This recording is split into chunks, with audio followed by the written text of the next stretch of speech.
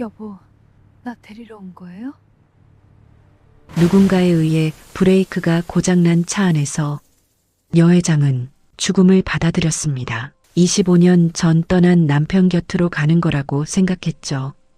폭발 직전의 차에서 여 회장을 구해낸 건 전 재산이 낡은 트럭 한 대뿐인 가난한 청년이었습니다. 피범벅이 된 손으로 자신을 안아 올리는 청년. 여 회장은 그의 얼굴을 보며 숨이 멎는 것 같았어요. 저 눈빛, 저 미소, 저 손길, 왜 이렇게 익숙한 걸까요? 25년 전 혹시- 잃어버린 누군가를 닮아도 너무 닮았거든요. 이야기 시작 전 구독과 좋아요, 그리고 무료 하이프를 눌러주세요. 지금 어디서 듣고 계신지 댓글 남겨주시면 그곳에 따뜻한 행운이 가득하기를 바라겠습니다. 새벽 5시, 세상이 아직 깊은 잠에 빠져 있을 시각이었습니다. 하지만 서울 성북동의 고즈넉한 저택에는 벌써부터 불이 켜져 있었죠. 윤숙은 이른 새벽부터 부엌에서 분주하게 움직이고 있었습니다. 당근은 얇게 채 썰고 표고버섯은 정갈하게 모양을 잡았습니다. 옛날 시어머니에게 배웠던 대로 한치의 오차도 없이 완벽한 제사상을 준비하는 손놀림이었죠. 윤숙은 남편의 초상화 앞에 정성스레 차린 아침상을 올리며 하루를 시작했습니다. 초상화 속 남편은 온화한 미소를 머금고 있었습니다. 하지만 그 미소는 영원히 멈춰버린 채였죠. 여보, 오늘 당신 생일이네요. 내가 축하해주러 갈게요. 윤숙은 쓸쓸한 미소를 지으며 초상화를 바라보았습니다. 25년 전 세상을 떠난 남편이었지만 그녀에게는 여전히 살아있는 사람처럼 느껴졌거든요. 초상화 앞에 상을 차려놓고 조용히 무릎을 꿇었습니다. 두 손을 모아 눈을 감자 입술이 파르르 떨렸어요. 그녀의 볼 위로 눈물 한 줄기가 소리 없이 흘러내렸습니다. 하지만 윤숙은 손등으로 눈물을 닦아내고 애써 미소를 지었어요. 슬픈 미소였죠. 25년이라는 세월이 흘렀지만 그 상처는 조금도 아물지 않았거든요. 아침 의식을 마친 윤숙은 안방의 장롱 앞에 섰습니다. 장롱 가장 깊숙한 서랍을 열자 시간이 멈춘 듯한 물건들이 고이 잠들어 있었어요. 낡은 가죽 장갑 한 켤레, 그리고 묵직한 자동차 열쇠 하나. 가죽 장갑은 남편이 생전에 즐겨 끼던 것이었습니다. 손때가 묻어 반들반들하게 윤이 났죠. 윤숙은 장갑을 코끝에 가져다 대며 깊이 숨을 들이쉬었습니다. 25년이 지났지만 희미하게나마 남편의 채취가 배어 있는 것만 같았거든요. 장갑 옆의 열쇠는 다름 아닌 에쿠스의 열쇠였습니다. 남편이 살아 생전 세상에서 가장 아끼던 차였죠. 윤숙은 남편이 떠난 후에도 그 차를 소중히 보관해 왔어요. 매년 남편의 생일에만 그 차를 몰고 성묘를 다녀오는 것이 그녀만의 의식이었습니다. 김 실장이 조심스럽게 다가왔습니다. 그는 30년 넘게 윤숙을 보좌해온 충직한 비서실장이었어요. 회장님, 제가 운전 모시겠습니다. 하지만 윤숙은 고개를 저었습니다. 괜찮아요, 김 실장. 오늘은 나 혼자 다녀올게요. 남편과 둘만의 시간을 보내고 싶으니까요. 김 실장의 얼굴에 걱정 어린 기색이 스쳤습니다. 하지만 윤숙의 단호한 눈빛 앞에서 더 이상 고집을 부릴 수 없었죠. 저택 지하 주차장 가장 안쪽에 에쿠스가 서 있었습니다. 검은색 차체가 희미한 조명 아래서 묵직한 위엄을 발산하고 있었죠. 25년이 지났음에도 불구하고 윤숙은 정기적인 관리를 통해 차를 완벽한 상태로 유지해 왔습니다. 윤숙은 운전석에 앉아 낡은 가죽 시트의 감촉을 느꼈어요. 세월의 냄새가 희미하게 풍겼습니다. 남편의 채취가 아직도 이 차 안 어딘가에 남아있는 것만 같았죠. 윤숙이 시동을 걸었습니다. 쿨럭, 쿨럭. 엔진이 평소와 다른 소리를 냈습니다. 마치 무언가가 목에 걸린 사람처럼 가래 끓는 소리가 났고 이어서 날카로운 금속음이 차 안을 가득 채웠죠. 차가 오래되어서 그런가 보네. 윤숙은 대수롭지 않게 생각하며 주차장을 빠져나왔습니다. 이른 아침 도로는 한산했어요. 도심을 벗어나자 풍경이 달라졌습니다. 빌딩 숲 대신 울창한 산림이 나타났고 아스팔트 도로는 점점 구불구불한 산길로 바뀌어 갔죠. 한적한 산길 내리막에 접어든 순간이었습니다. 윤숙은 분명히 가속 페달에서 발을 뗐어요. 내리막이니까 천천히 내려가려고 했죠. 그런데 이상했습니다. 차 속도가 줄어들기는커녕 점점 빨라지고 있었거든요. 시속 80km, 90km, 100km. 윤숙의 눈이 커졌습니다. 속도계의 바늘이 무섭게 올라가고 있었어요. 당황한 윤숙이 브레이크를 밟았습니다. 하지만 페달은 아무 저항 없이 바닥까지 쑥 들어갔어요. 여러 번 펌프질을 해보아도 차는 멈추지 않고 비명 같은 엔진음을 내며 질주했습니다. 안 돼. 제발. 윤숙의 얼굴이 새하얗게 질렸습니다. 손바닥에서 식은땀이 줄줄 흘러내렸죠. 심장이 터질 것 같았습니다. 핸들을 잡은 손가락 마디마디에 하얀 뼈가 비칠 정도로 힘껏 움켜쥐었지만 그것으로는 폭주하는 차를 막을 수 없었습니다. 기어 변속조차 먹통이었어요. 마치 쇳덩이에 용접이라도 해놓은 것처럼 꿈쩍도 하지 않았습니다. 윤숙은 중앙선을 넘나들며 마주오는 차들을 필사적으로 피했습니다. 가드레일을 긁으며 속도를 줄이려 애썼죠. 금속이 금속을 긁어대는 소리가 귀를 찢었고 차체에서 튀는 불꽃이 백미러에 번뜩였습니다. 저 멀리 급커브 구간과 그 너머의 깎아지른 낭떠러지가 시야에 들어왔습니다. 윤숙은 이제 자신이 살 수 없음을 직감했어요. 핸들을 부여잡은 채 눈을 감았습니다. 25년 전 마지막으로 보았던 남편의 미소가 떠올랐죠. 눈물이 볼을 타고 흘러내렸습니다. 여보, 당신 나 데리러 온 거예요? 바로 그 순간이었습니다. 옆 차선에서 정속 주행 중이던 민우의 택배 트럭이 백미러로 광속 질주하는 에쿠스를 발견했습니다. 민우는 차 안에서 공포에 질려 울고 있는 윤숙의 얼굴과 눈이 마주쳤어요. 그 순간 가슴속 깊은 곳에서 알 수 없는 강렬한 통증을 느꼈습니다. 마치 누군가가 심장을 손으로 움켜쥐는 것 같은 격렬한 고통이었죠. 태어나서 한 번도 느껴보지 못한 기이한 감정이었어요. 왜인지 모르게 저 여자를 반드시 살려야 한다는 생각이 머릿속을 가득 채웠습니다. 이성적인 판단 따위는 끼어들 틈이 없었어요. 몸이 먼저 움직였습니다. 아주머니, 핸들 꽉 잡아요. 민우는 자신의 전 재산인 트럭을 에쿠스 앞으로 급격히 꺾어 던졌습니다. 거대한 충돌음과 함께 에쿠스의 정면이 트럭 뒷부분을 들이받으며 낭떠러지 끝 한 뼘을 남기고 극적으로 멈춰 섰습니다. 자욱한 연기 속에서 정적이 찾아왔습니다.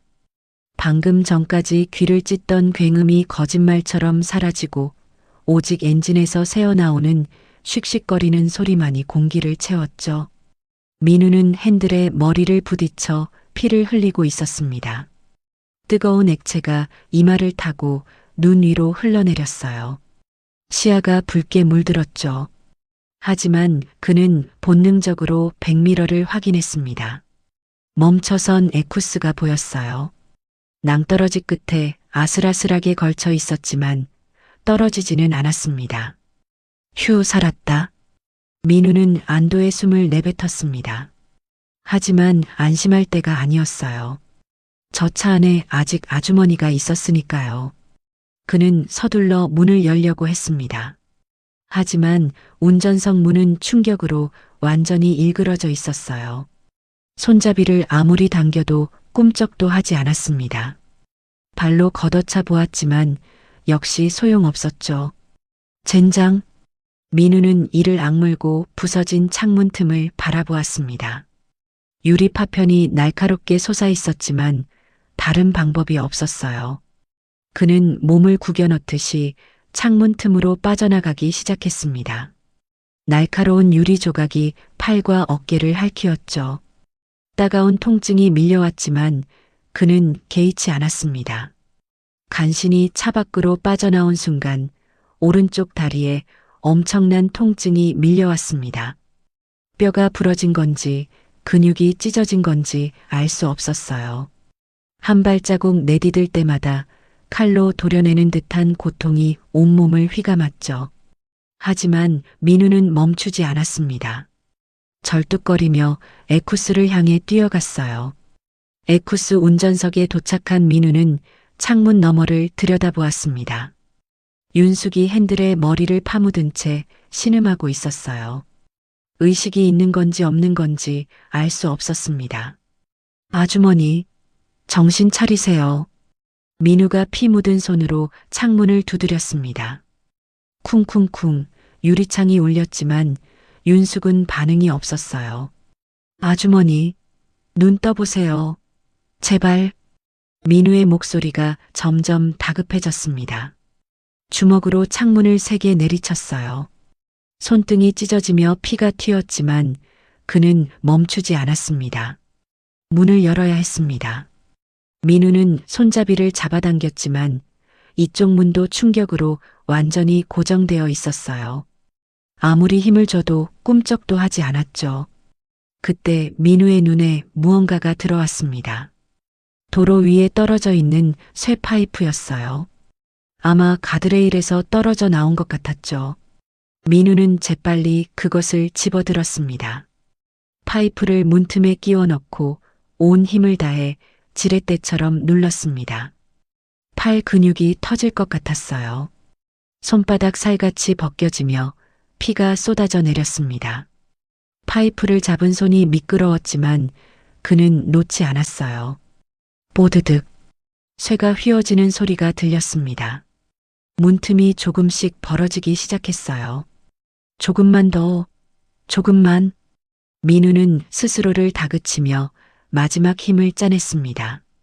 어깨 관절이 비명을 질렀고 손목에서 뭔가 끊어지는 느낌이 들었죠. 하지만 그는 멈추지 않았습니다. 바로 그 순간이었습니다. 에쿠스 엔진룸에서 시커먼 연기가 뭉게뭉게 피어오르기 시작했어요. 그리고 연기 사이로 작은 불꽃이 튀었습니다. 한 번, 두 번, 점점 더 자주, 점점 더 크게. 민우의 얼굴이 사색이 되었습니다. 안 돼, 터지겠어. 시간이 없었습니다. 민우는 이를 악물고 파이프에 전 체중을 실었어요. 기익. 마침내 문이 열렸습니다. 민우는 파이프를 내던지고 재빨리 차 안으로 상체를 밀어 넣었습니다. 안전벨트가 윤숙의 몸을 옥죄고 있었어요. 버클을 풀려고 했지만 손에 힘이 들어가지 않았습니다. 피로 미끄러웠거든요. 젠장, 젠장. 민우는 주머니에서 작은 커터칼을 꺼냈습니다. 택배 상자 뜯을 때 쓰던 것이었죠. 떨리는 손으로 안전벨트를 끊어냈습니다. 윤숙의 몸이 앞으로 쏠렸어요. 민우는 재빨리 그녀를 품에 안았습니다. 생각보다 가벼웠어요. 너무 가벼워서 가슴이 아플 정도였죠. 조금만 참으세요, 아주머니. 제가 구석으로 모실게요. 민우는 젖먹던 힘까지 짜내어 윤숙을 안아 올렸습니다. 다리에서 또다시 극심한 통증이 밀려왔어요. 눈앞이 캄캄해졌습니다. 하지만 그는 이를 악물고 버텼죠. 엔진룸에서 불길이 솟구치기 시작했습니다. 시간이 없었어요. 민우는 비틀거리며 걸었습니다. 윤숙을 업고 갓길 넘어 숲길 쪽으로 이동했죠. 한 발자국, 또 한 발자국. 다리가 천근만 금 같았습니다. 무릎이 꺾이려 했지만 정신력으로 버텼어요. 등에 업힌 윤숙의 미약한 숨결이 목덜미에 느껴졌어요. 살아있다는 증거였죠. 그것만으로도 힘이 났습니다. 충분히 멀어졌다고 생각했을 때 민우는 윤숙을 조심스럽게 풀밭 위에 내려놓았습니다. 그리고 긴장이 풀리며 그 자리에 털썩 주저앉았죠. 거친 숨을 몰아쉬었습니다. 온몸이 땀으로 흠뻑 젖어 있었어요. 바로 그 순간이었습니다. 쾅! 등 뒤에서 엄청난 폭발음이 터졌습니다. 민우가 뒤돌아보자 에쿠스가 거대한 화염에 휩싸여 있었어요. 시뻘건 불길이 하늘 높이 치솟았습니다. 검은 연기가 구름처럼 피어올랐죠. 폭발의 열기가 멀리 떨어진 이곳까지 전해졌습니다. 아슬아슬했네. 민우는 힘없이 중얼거렸습니다. 조금만 더 늦었더라면 둘 다 저 불길 속에 있었을 거예요. 생각만 해도 소름이 돋았죠. 그때 옆에서 작은 신음소리가 들려왔습니다. 윤숙이 서서히 눈을 떴습니다. 흐릿한 시야 속에서 처음 본 것은 하늘이었어요. 맑고 푸른 가을 하늘. 그리고 그 하늘을 배경으로 누군가의 얼굴이 보였습니다. 피투성이가 된 채 자신을 걱정스럽게 내려다보는 청년이었어요. 아주머니, 괜찮으세요? 정신 드세요? 청년의 목소리가 들렸습니다. 걱정으로 잔뜩 긴장한 목소리였죠. 윤숙은 청년의 얼굴을 멍하니 바라보았습니다. 낡은 택배복을 입고 있었어요. 얼굴에는 피와 먼지가 뒤범벅이 되어 있었죠. 손은 피로 범벅이었고 옷은 찢어져 너덜너덜했습니다. 도대체 얼마나 무리를 한 걸까요? 당신이 나를 살린 거예요? 윤숙이 힘겹게 물었습니다. 목소리가 제대로 나오지 않았어요. 네, 아주머니. 차가 터지기 직전에 겨우 빼냈어요. 다친 데는 없으세요? 민우가 안도의 한숨을 내쉬며 물었습니다. 윤숙은 대답 대신 청년의 얼굴을 한참 동안 바라보았습니다. 형언할 수 없는 감정이 가슴속에서 솟아올랐어요. 처음 보는 사람이었습니다. 이름도 얼굴도 모르는 완전한 타인이었죠. 그런데 이 청년은 자신을 살리기 위해 목숨을 걸었습니다. 전부 자신을 구하다가 입은 상처였어요. 윤숙의 눈에 눈물이 고였습니다. 56년을 살면서 이렇게까지 자신을 위해 희생한 사람은 남편 외에 없었거든요. 고마워요. 정말 고마워요. 윤숙은 떨리는 목소리로 말했습니다. 눈물이 볼을 타고 흘러내렸죠. 민우는 쑥스러운 듯 뒷머리를 극적였습니다. 아이고, 별 말씀을요. 누구라도 그랬을 거예요. 그 순간 윤숙의 심장이 쿵 하고 내려앉았습니다. 저 동작, 쑥스러운 듯 뒷머리를 극적이는 저 모습, 어디선가 본 듯한 느낌이었어요. 아주 오래전, 아주 익숙한 누군가의 모습 같았죠. 하지만 윤숙은 고개를 저으며 그 생각을 떨쳐냈습니다. 정신이 혼미한 거라고 생각했죠. 불타는 에쿠스의 잔에 너머로 가을 햇살이 쏟아져 내렸습니다. 남편의 유품이었던 차는 사라졌지만 윤숙은 살아남았어요. 불길이 잦아들고 검은 연기만 피어오르는 에쿠스의 잔에 윤숙은 멍하니 그 광경을 바라보고 있었습니다. 25년간 소중히 간직해온 남편의 유품이 한 줌재로 변해버렸어요. 그때 윤숙의 눈에 무언가가 들어왔습니다. 폭발의 충격으로 멀리 튕겨나간 차량 하부 부품들이 도로 위에 흩어져 있었어요. 그중 하나가 유난히 눈에 띄었죠. 윤숙은 비틀거리며 일어나 그쪽으로 다가갔습니다. 민우가 황급히 부축하려 했지만 윤숙은 손짓으로 제지했어요. 검게 그을린 고무 호스 조각이었습니다. 브레이크 호스의 일부였죠. 윤숙은 그것을 집어들고 자세히 살펴보았어요. 순간 그녀의 얼굴이 사색으로 변했습니다. 호스의 단면이 이상했어요. 시간이 지나 삭아서 끊어진 게 아니었습니다. 날카로운 도구로 일부러 자른 것처럼 단면이 깔끔하고 예리했죠. 마치 칼이나 커터로 자른 것 같았어요. 윤숙의 손이 부들부들 떨리기 시작했습니다. 이건 단순한 사고가 아니었어요. 누군가 일부러 브레이크 호스를 잘랐습니다. 그녀를 죽이려고 한 거였죠. 살인 미수. 윤숙은 중얼거렸습니다. 등골이 서늘해졌어요. 누가? 왜? 머릿속이 복잡하게 돌아갔습니다. 하지만 지금 당장 범인을 찾을 수는 없었어요. 중요한 건 자신이 살아있다는 것, 그리고 범인은 아직 그 사실을 모른다는 것이었죠. 아주머니, 경찰에 신고해야 할 것 같아요. 제가 일일이 부를게요. 민우가 주머니에서 휴대폰을 꺼내며 말했습니다. 바로 그 순간이었습니다. 윤숙이 번개처럼 민우의 손에서 휴대폰을 낚아챘어요. 그녀의 손이 사르르 떨리고 있었습니다. 안 돼. 윤숙이 절규하듯 외쳤습니다. 목소리가 갈라졌어요. 경찰 부르면 나 진짜 죽어. 민우는 깜짝 놀라 눈을 크게 떴습니다. 방금 전까지 차분해 보이던 아주머니가 갑자기 공포에 질린 표정을 짓고 있었거든요. 아주머니, 무슨 말씀이세요? 사고가 났으면 신고를 해야죠. 아니야, 안 돼. 윤숙은 고개를 세차게 저었습니다. 어떻게 해야 할지 순간적으로 판단해야 했어요. 진실을 말할 수는 없었습니다. 자신이 대기업 회장이라는 것, 누군가 자신을 죽이려 했다는 것, 이 청년을 위험에 빠뜨릴 수 없었죠. 윤숙은 떨리는 목소리로 거짓말을 꺼냈습니다. 나 사채업자들한테 쫓기고 있어. 민우의 눈이 커졌습니다. 저 사고도 그놈들이 낸 거야. 빚을 못 갚으면 죽이겠다고 협박했거든. 경찰에 신고하면 그놈들이 바로 알아. 그러면 나 진짜 끝이야. 윤숙의 눈에 눈물이 고였습니다. 거짓말이었지만 두려움만은 진심이었어요. 누군가 자신을 죽이려 했다는 공포, 범인이 누구인지 모른다는 불안감. 그 감정들이 눈물이 되어 흘러내렸죠. 제발 한 번만 살려줘. 제발. 윤숙이 두 손을 모아 빌었습니다.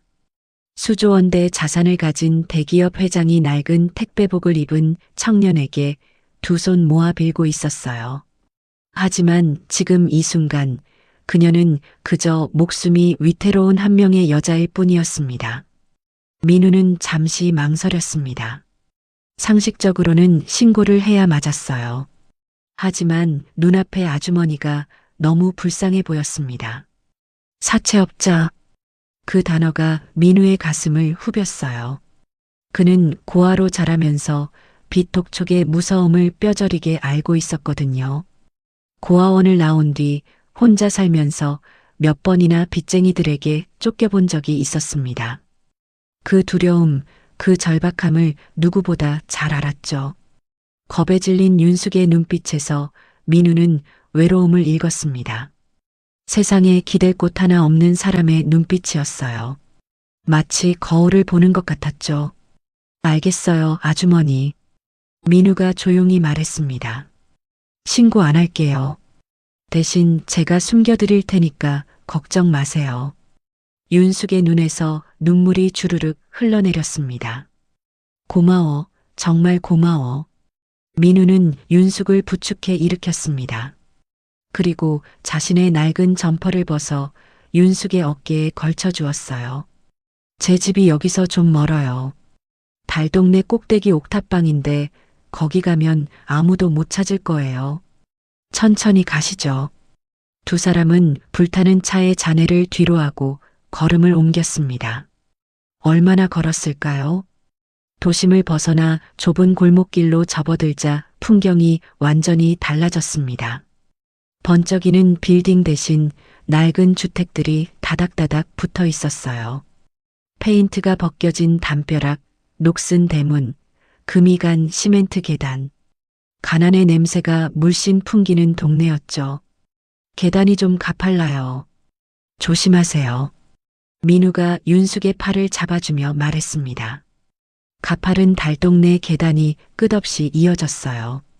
민우는 다친 다리를 절뚝거리면서도 윤숙이 넘어질까봐 한시도 손을 놓지 않았습니다. 숨이 턱끝까지 차올랐지만 그는 내색하지 않았죠. 아주머니, 잠깐만요. 민우가 멈춰서더니 자신의 겉옷을 벗었습니다. 그리고 그것으로 윤숙의 몸을 단단히 고정했어요. 마치 안전벨트처럼. 이렇게 하면 제가 부축하기 편해요. 혹시 미끄러져도 제가 잡을 수 있고요. 윤숙은 말없이 고개를 끄덕였습니다. 이 청년의 배려심에 또다시 가슴이 뭉클해졌어요. 마침내 계단 꼭대기에 도착했습니다. 거기에는 페인트가 다 벗겨진 낡은 옥탑방이 있었어요. 녹슨 철문에는 군데군데 테이프가 붙어 있었고 문틀은 삐뚤어져 있었죠. 민우는 쑥스러운 듯 뒷머리를 극적이며 말했습니다. 좁고 엉망이지만 여기는 아무도 몰라요. 일단 들어가세요. 삐걱거리는 소리와 함께 철문이 열렸습니다. 방 안은 정말 비좁았어요.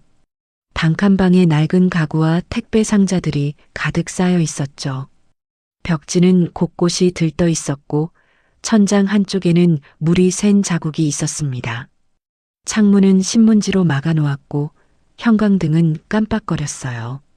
윤숙의 성북동 저택과는 비교조차 할 수 없는 초라한 공간이었습니다. 하지만 이상했어요. 윤숙은 이 비좁고 낡은 방에서 생애 처음 느껴보는 기묘한 안도감을 느꼈습니다. 화려한 저택에서는 늘 긴장하며 살았어요. 적이 누구인지 몰랐고 언제든 뒤에서 칼이 날아올지 알 수 없었죠. 하지만 이 작은 옥탑방에서는 그런 두려움이 없었습니다. 아무도 자신을 찾지 못할 거라는 확신. 이 청년만은 자신을 해치지 않을 거라는 믿음. 그 두 가지가 윤숙의 긴장을 풀어주었어요. 일단 여기 앉으세요. 제가 따뜻한 물이라도 끓여드릴게요. 민우가 방 한켠에 놓인 낡은 방석을 털어 윤숙에게 내밀었습니다. 윤숙은 천천히 방석 위에 앉았습니다. 그리고 방 안을 둘러보았어요. 벽에는 택배 배송 일정표가 빼곡히 적힌 종이가 붙어 있었고 구석에는 몇 권 안 되는 낡은 책들이 쌓여 있었습니다. 가난하지만 성실하게 살아가는 청년의 흔적이었죠. 여기서 혼자 사는 거야? 윤숙이 조심스럽게 물었습니다. 네, 저 고아라서요. 의지할 데가 없어요. 민우가 담담하게 대답했습니다. 그 목소리에는 슬픔도 원망도 없었어요. 그저 사실을 말하는 것뿐이었죠. 윤숙의 가슴이 먹먹해졌습니다. 이렇게 어린 나이에 혼자서 세상을 살아가고 있구나. 그런데도 모르는 사람을 위해 목숨을 걸었구나. 대체 이 청년은 어떤 사람인 걸까요? 고마워. 정말 고마워. 윤숙은 또다시 그 말밖에 할 수 없었습니다. 민우는 환하게 웃었습니다. 별 말씀을요. 아주머니가 안전하시면 그걸로 됐어요. 창문 너머로 노을이 지고 있었습니다. 붉은 햇살이 비좁은 옥탑방을 따스하게 물들였어요. 윤숙은 그 빛을 바라보며 생각했습니다. 대저택보다 이 초라한 방 한 칸이 훨씬 따뜻하게 느껴지는 건 왜일까요? 수십 명의 경호원보다 이 가난한 청년 하나가 더 든든하게 느껴지는 건 왜일까요? 윤숙은 알 수 없는 감정에 휩싸인 채 조용히 눈을 감았습니다. 해가 완전히 지고 옥탑방에 어둠이 내려앉았습니다. 민우는 낡은 형광등을 켜고 부엌 한켠에서 뭔가를 준비하기 시작했어요. 잠시 후 민우가 바닥에 신문지를 깔고 작은 양은상을 내려놓았습니다. 그 위에는 편의점에서 사온 고등어 조림과 갓 지은 흰 쌀밥이 놓여 있었어요. 김이 모락모락 피어오르는 소박한 밥상이었죠. 집이 좁아서 불편하시죠? 그래도 밥은 따뜻할 때 드셔야 해요. 민우가 윤숙에게 숟가락을 건네며 말했습니다. 쑥스러운 듯 뒷머리를 극적이는 모습이었어요. 윤숙은 밥상을 바라보았습니다. 성북동 저택에서는 인류 셰프가 만든 고급 요리를 먹었죠. 하지만 지금 눈앞에 놓인 이 소박한 밥상이 훨씬 더 따뜻하게 느껴졌어요.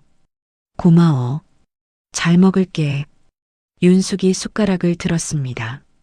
민우는 젓가락으로 고등어살을 조심스럽게 발랐어요. 뼈를 하나하나 골라내며 살점만 모았죠. 그리고 그것을 윤숙의 밥 위에 얹어 주었습니다. 뼈 있으면 드시기 불편하실 것 같아서요. 민우가 수줍게 웃으며 말했습니다. 바로 그 순간이었습니다. 윤숙의 손이 멈췄어요. 숟가락을 든 채 굳어버렸습니다. 심장이 쿵 하고 내려앉는 것 같았죠. 민우가 고등어살을 발라 밥 위에 얹어주는 모습, 그리고 뒷머리를 극적이며 수줍게 웃는 표정. 그것은 25년 전 사별한 남편의 모습과 너무나 똑같았어요. 신혼 시절 남편도 저렇게 해주었습니다. 고등어살을 꼼꼼히 발라 윤숙의 밥 위에 얹어주곤 했죠. 그리고 똑같이 뒷머리를 극적이며 쑥스럽게 웃었어요. 왜 이렇게 멍하니 쳐다봐? 당신이 예뻐서 그래. 그때의 대화가 귓가에 맴돌았습니다. 윤숙의 눈에 눈물이 고였어요. 아주머니, 왜 그러세요? 어디 아프세요? 민우가 걱정스러운 표정으로 물었습니다. 아니야, 괜찮아. 그냥 갑자기 옛날 생각이 나서. 윤숙은 애써 미소를 지으며 밥을 떠먹었습니다. 하지만 눈은 계속 민우를 향해 있었어요. 밥을 먹는 입모양.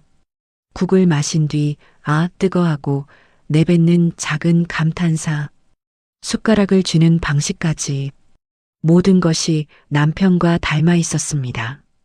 윤숙은 눈앞에 청년이 죽은 남편이 환생한 것 같은 착각에 빠졌어요. 한참 동안 민우의 옆 얼굴을 멍하니 응시했습니다. 아주머니, 밥 안 드시고 왜 자꾸 저를 보세요? 민우가 어리둥절한 표정으로 물었습니다. 아, 미안해. 그냥 누굴 닮은 것 같아서. 윤숙은 황급히 고개를 돌렸습니다. 가슴이 이상하게 뛰었어요. 식사를 마친 후 민우가 설거지를 하러 자리를 비웠습니다. 좁은 부엌에서 물소리가 들려왔죠. 윤숙은 주위를 살폈습니다. 민우가 보이지 않는 것을 확인한 후 가방 깊숙이 손을 넣었어요. 그리고 그 안에 숨겨두었던 비상용 세컨드폰을 꺼냈습니다. 이제 회장 오윤숙으로서 반격을 준비할 시간이었습니다. 윤숙은 오직 비서실장 김 실장만이 아는 번호로 전화를 걸었습니다. 신호음이 2번 울리고 전화가 연결되었어요. 여보세요? 김 실장의 다급한 목소리가 들렸습니다. 나다. 윤숙이 낮은 목소리로 말했습니다. 회장님. 김 실장의 목소리가 떨렸어요. 울먹이는 것 같았습니다. 살아계셨습니까? 사고 소식 듣고 제가 얼마나. 조용히 해. 지금부터 내가 시키는 대로 해. 윤숙의 목소리가 차갑게 변했습니다. 방금 전까지 사채 빚진 불쌍한 아주머니의 모습은 온데간데 없었죠. 수조원대 기업을 이끄는 철의 여제의 눈빛이 돌아왔습니다. 난 공식적으로 사망한 것으로 처리해. 범인이 방심하도록 철저히 몸을 숨길 거야. 윤숙은 잘린 브레이크 호스를 떠올렸습니다. 누군가 자신을 죽이려 했어요. 그 범인이 누구인지 아직 모릅니다. 하지만 자신이 살아있다는 것을 알면 또다시 공격해올 것이 분명했죠. 누가 내 자리를 탐내는지 지켜봐야 해. 앞으로 누가 어떻게 행동하는지 낱낱이 보고해. 알겠습니다, 회장님. 그리고 사고 차량에 잘린 브레이크 호스 조각, 김 실장이 직접 확보해. 경찰보다 먼저 손에 넣어야 해. 브레이크 호스요? 설마. 누군가 일부러 잘랐어. 이건 사고가 아니라 살인 미수야. 전화기 너머로 김 실장이 숨을 멈추는 소리가 들렸습니다. 지금은 나를 구해준 청년의 옥탑방에 숨어 있어. 위치는 절대 노출되면 안 돼. 아무에게도 말하지 마. 목숨을 걸고 회장님의 뜻을 따르겠습니다. 김 실장의 목소리에 결연함이 담겨 있었습니다. 윤숙은 통화를 끊고 통화 기록을 삭제했습니다.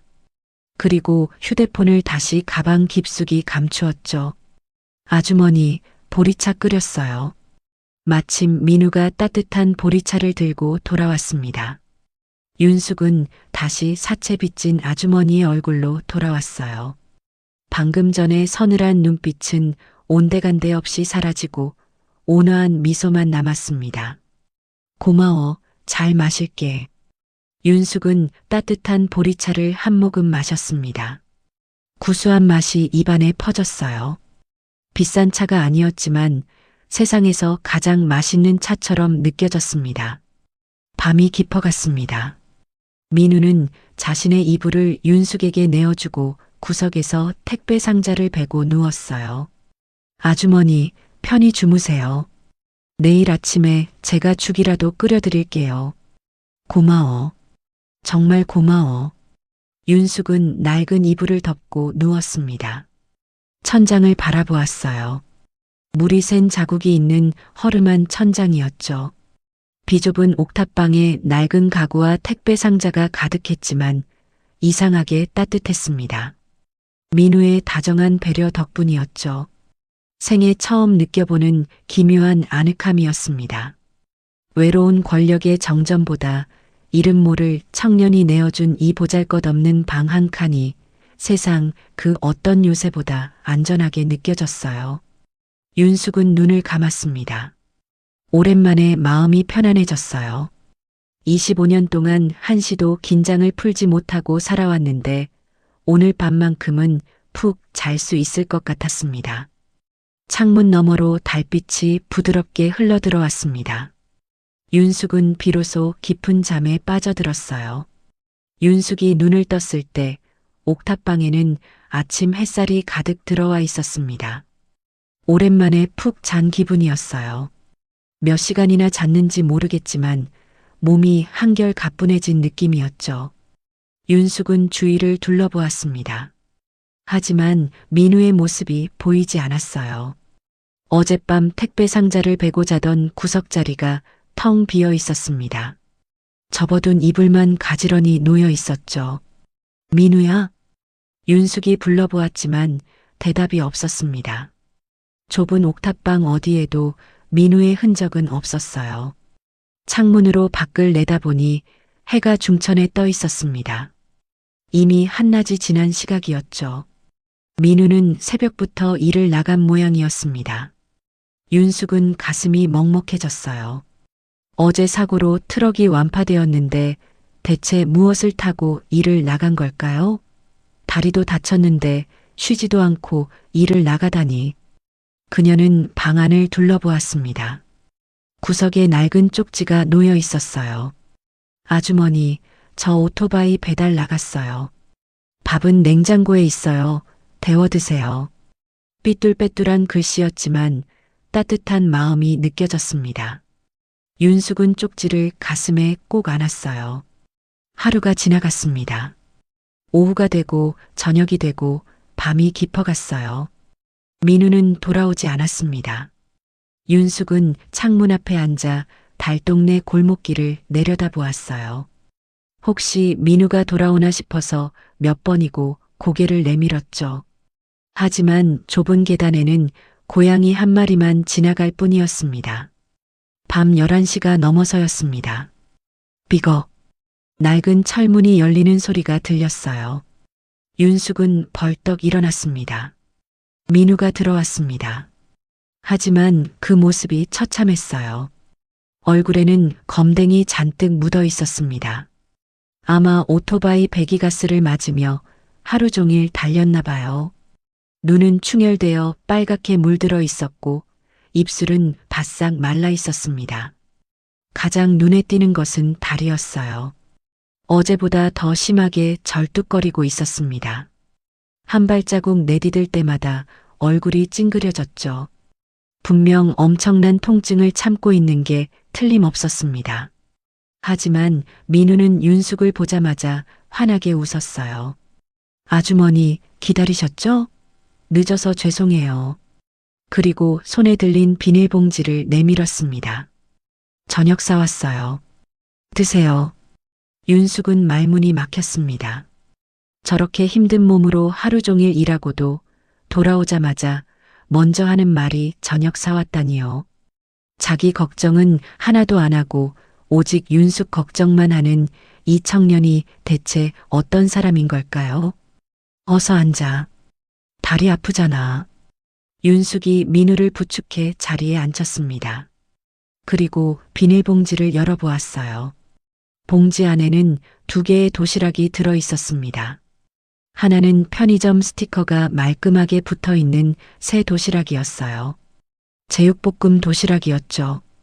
다른 하나는 스티커 위에 빨간 글씨로 팩이라고 적힌 도시락이었습니다. 유통기한이 지나 버려야 할 것들이었죠. 민우는 새 도시락을 윤숙 앞에 놓으며 젓가락을 챙겨주었습니다. 아주머니, 오늘 제육볶음 도시락 새로 나왔는데 고기가 실하더라고요. 얼른 드세요. 따뜻할 때 먹어야 맛있어요. 민우의 진심 어린 말에 윤숙은 목이 메어왔습니다. 새 도시락을 자기에게 주고 본인은 폐기 도시락을 먹으려는 것이 뻔히 보였거든요. 너는? 저요? 저는 이거 먹을 거예요. 민우는 아무렇지 않은 듯 폐기 도시락을 집어들었습니다. 그리고 구석에 앉아 뚜껑을 열었어요. 차가운 밥이었습니다. 반찬도 시들시들했죠. 하지만 민우는 개의치 않고 숟가락을 들었습니다. 윤숙은 그 모습을 지켜보며 가슴이 찢어지는 것 같았어요. 수조원의 자산을 가진 대기업 회장.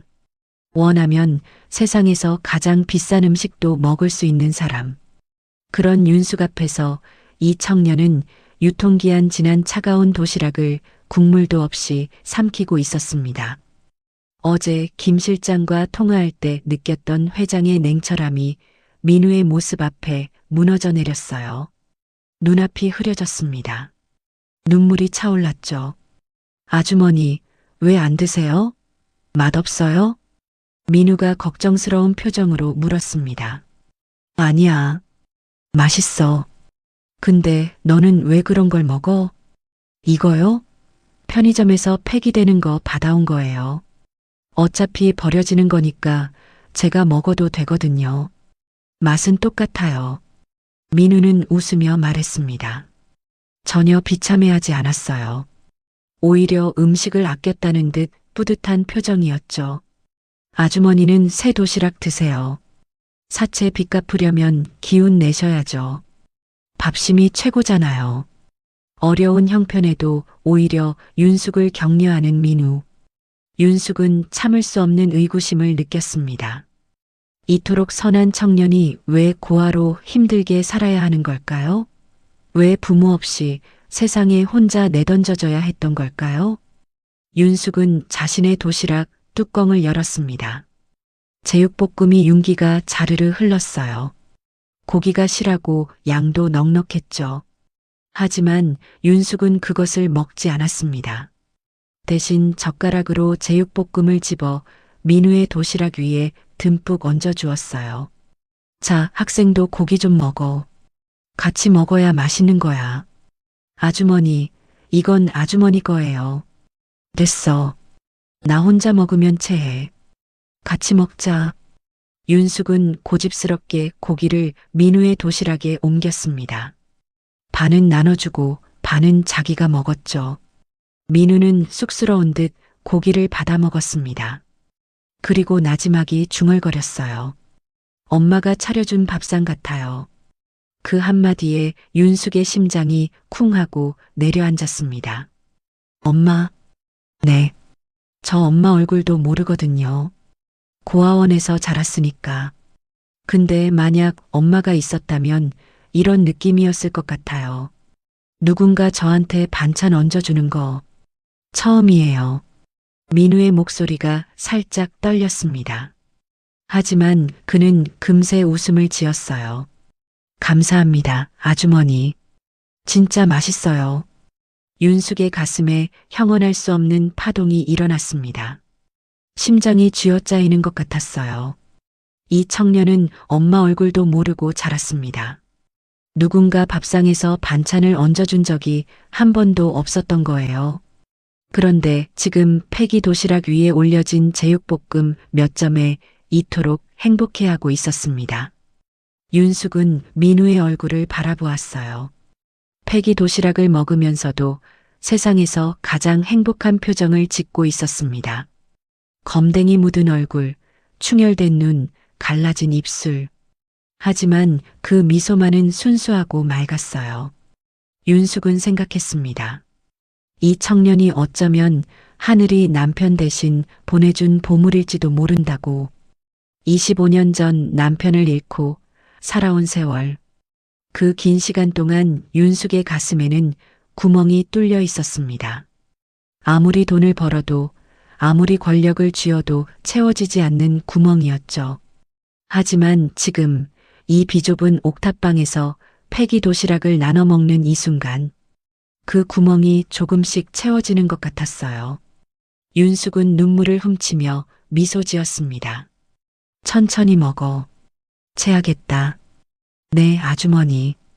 두 사람은 말없이 도시락을 비웠습니다. 창문 너머로 달빛이 부드럽게 흘러들어왔어요. 며칠이 지났습니다. 민우는 매일같이 새벽에 나가 밤늦게 돌아왔어요. 찌그러진 트럭 대신 빌린 오토바이로 배달 아르바이트를 뛰었죠.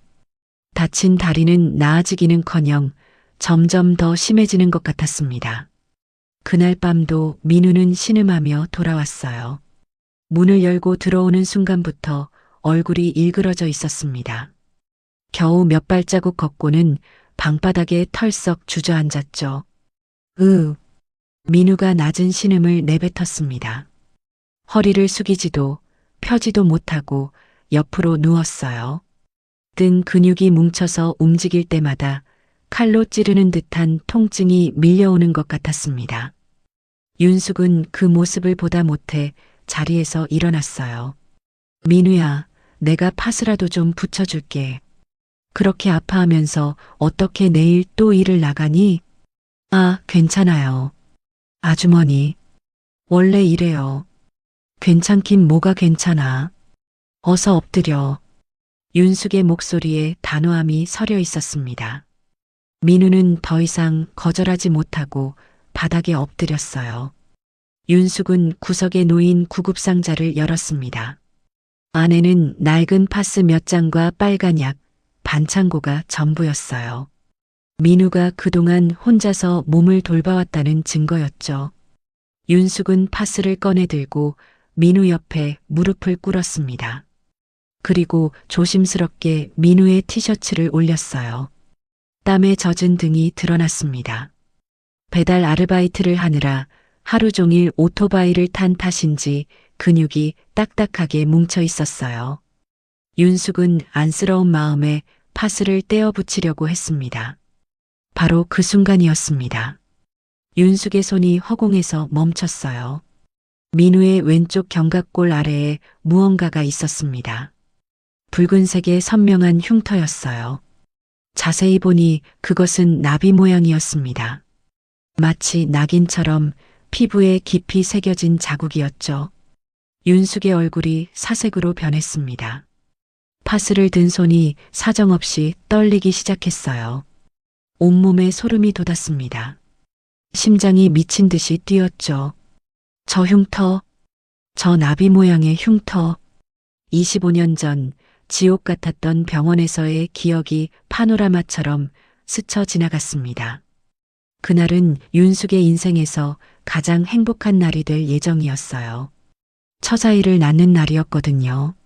남편은 출장 중이었지만 소식을 듣자마자 병원으로 달려오겠다고 했습니다. 진통 끝에 아이가 태어났어요. 간호사가 갓 태어난 아기를 품에 안겨주었을 때 윤숙은 세상에서 가장 행복한 여자였습니다. 작고 빨간 아기. 주먹을 꼭 쥔 채 울음을 터뜨리는 아기. 윤숙은 눈물을 흘리며 아기의 얼굴을 어루만졌어요. 그때 아기의 등을 쓰다듬다가 무언가가 손끝에 닿았습니다. 속사계를 살짝 젖히자 아기의 왼쪽 견갑골 아래에 붉은색 반점이 보였어요. 나비 모양의 선천성 모반이었습니다. 우리 아기, 여기 예쁜 나비가 있네. 윤숙은 그 모반에 입을 맞추며 속삭였어요. 이것이 내 아이의 표식이구나. 세상 어디에서도 내 아이를 알아볼 수 있는 낙인이구나. 하지만 행복은 거기까지였습니다. 갑자기 머리가 어지러워졌어요. 출산의 후유증이었는지 윤숙은 그대로 기절해버렸습니다. 얼마나 시간이 지났을까요? 눈을 떴을 때 아기는 없었어요. 의사와 간호사들이 침통한 표정으로 서 있었습니다. 산모님, 정신 차리셨어요? 아기는요? 우리 아기 어디 있어요? 윤숙이 다급하게 물었습니다. 하지만 의사는 대답하지 않았어요. 고개를 숙인 채 한참을 망설이다가 입을 열었습니다. 죄송합니다. 아이가 산모님이 주무시는 사이에 숨을 거뒀습니다. 청천벽력이었습니다. 윤숙은 귀를 의심했어요. 방금 전까지 품에서 울고 있던 아기가 죽었다니요? 거짓말. 방금 전까지 살아 있었잖아요. 윤숙은 침대에서 벌떡 일어나려 했습니다. 하지만 온몸에 힘이 없었어요. 간호사들이 달려와 윤숙을 붙잡았습니다. 산모님, 흥분하시면 안 돼요. 내 아기 돌려줘요. 윤숙은 미친 듯이 울부짖었습니다. 하지만 아무도 대답해주지 않았어요. 그리고 설상가상으로 또 하나의 비보가 날아들었습니다. 산모님, 차분하게 들으세요. 남편분이 병원으로 오시던 중에 교통사고를 당하셨습니다. 뭐라고요? 즉사하셨습니다. 죄송합니다. 윤숙의 세상이 무너져 내렸습니다. 한날 한시에 아이와 남편을 모두 잃었어요. 기절했다 깨어나니 세상에 혼자만 남아 있었습니다. 그 후로 25년, 윤숙은 지옥 같은 삶을 살아왔어요. 낮에는 회사를 일으켜 세웠고, 밤에는 남편과 아이의 영정사진 앞에서 울었습니다. 한시도 그들을 잊은 적이 없었죠. 하지만 지금 눈앞에 있는 이 청년의 등에 25년 전 그 아기의 등에서 보았던 것과 똑같은 나비 모양의 흉터가 있었습니다. 아주머니, 왜 그러세요? 민우가 고개를 돌려 윤숙을 바라보았습니다. 윤숙은 대답하지 못했어요. 입술이 파르르 떨렸습니다. 목소리가 나오지 않았죠. 아주머니, 얼굴이 창백해요. 어디 아프세요? 민우가 걱정스러운 표정으로 몸을 일으켰습니다. 윤숙은 가까스로 입을 열었어요. 목소리가 떨렸습니다. 학생, 혹시 나이가 어떻게 돼? 네, 저요? 25살이에요. 25. 25년 전에 태어났다는 뜻이었습니다. 윤숙의 아이가 죽었다고 통보받은 그 해에. 생일은 언제고? 그게 진짜 생일은 몰라요. 민우가 쑥스러운 듯 뒷머리를 극적였습니다. 고아원에서 자랐거든요. 추운 겨울날 어느 고아원 앞에 버려져 있었다고 하더라고요. 그래서 제 생일은 고아원에서 정해준 날이에요. 진짜 생일이 언제인지는 아무도 몰라요. 윤숙의 심장이 터질 것 같았습니다. 추운 겨울날, 고아원 앞에 버려진 아기. 윤숙이 아이를 낳은 것은 12월이었어요. 한겨울이었습니다. 그리고 아이가 죽었다고 통보받은 것도 그날이었죠. 25살. 추운 겨울날 버려진 아기. 왼쪽 견갑골 아래에 나비 모양 흉터. 모든 것이 일치했습니다. 윤숙은 민우의 등을 멍하니 바라보았어요. 땀에 젖은 그 등에 선명하게 새겨진 나비 모양의 낙인. 설마. 윤숙의 입에서 신음 같은 소리가 새어나왔습니다. 설마 내 아들이 죽지 않고 살아 있었던 거야? 그녀의 머릿속이 하얗게 변했어요. 25년 전 의사가 했던 말이 떠올랐습니다. 아이가 죽었다고. 산모가 잠든 사이에 숨을 거뒀다고. 하지만 그게 거짓말이었다면? 누군가 아이를 빼돌려 고아원 앞에 버렸다면? 윤숙은 소리 없는 비명을 삼켰습니다. 온몸이 떨렸어요. 눈앞이 캄캄해졌습니다. 아주머니, 아주머니, 괜찮으세요? 민우가 다급하게 윤숙을 부축했습니다. 하지만 윤숙은 대답할 수 없었어요. 머릿속이 온통 하나의 생각으로 가득 찼거든요. 이 청년이 내 아들일지도 모른다. 25년 동안 죽은 줄로만 알았던 내 아이가 살아서 내 앞에 있는 것일지도 모른다. 윤숙은 가까스로 정신을 추슬렀습니다. 지금 확인해야 했어요. 확실한 증거가 필요했습니다. 저기 학생, 나 잠깐 화장실 좀 다녀올게. 윤숙은 비틀거리며 일어났습니다. 그리고 옥탑방 밖으로 나갔어요. 골목 구석에서 윤숙은 가방에서 세컨드폰을 꺼냈습니다. 떨리는 손으로 김 실장에게 전화를 걸었어요. 나다.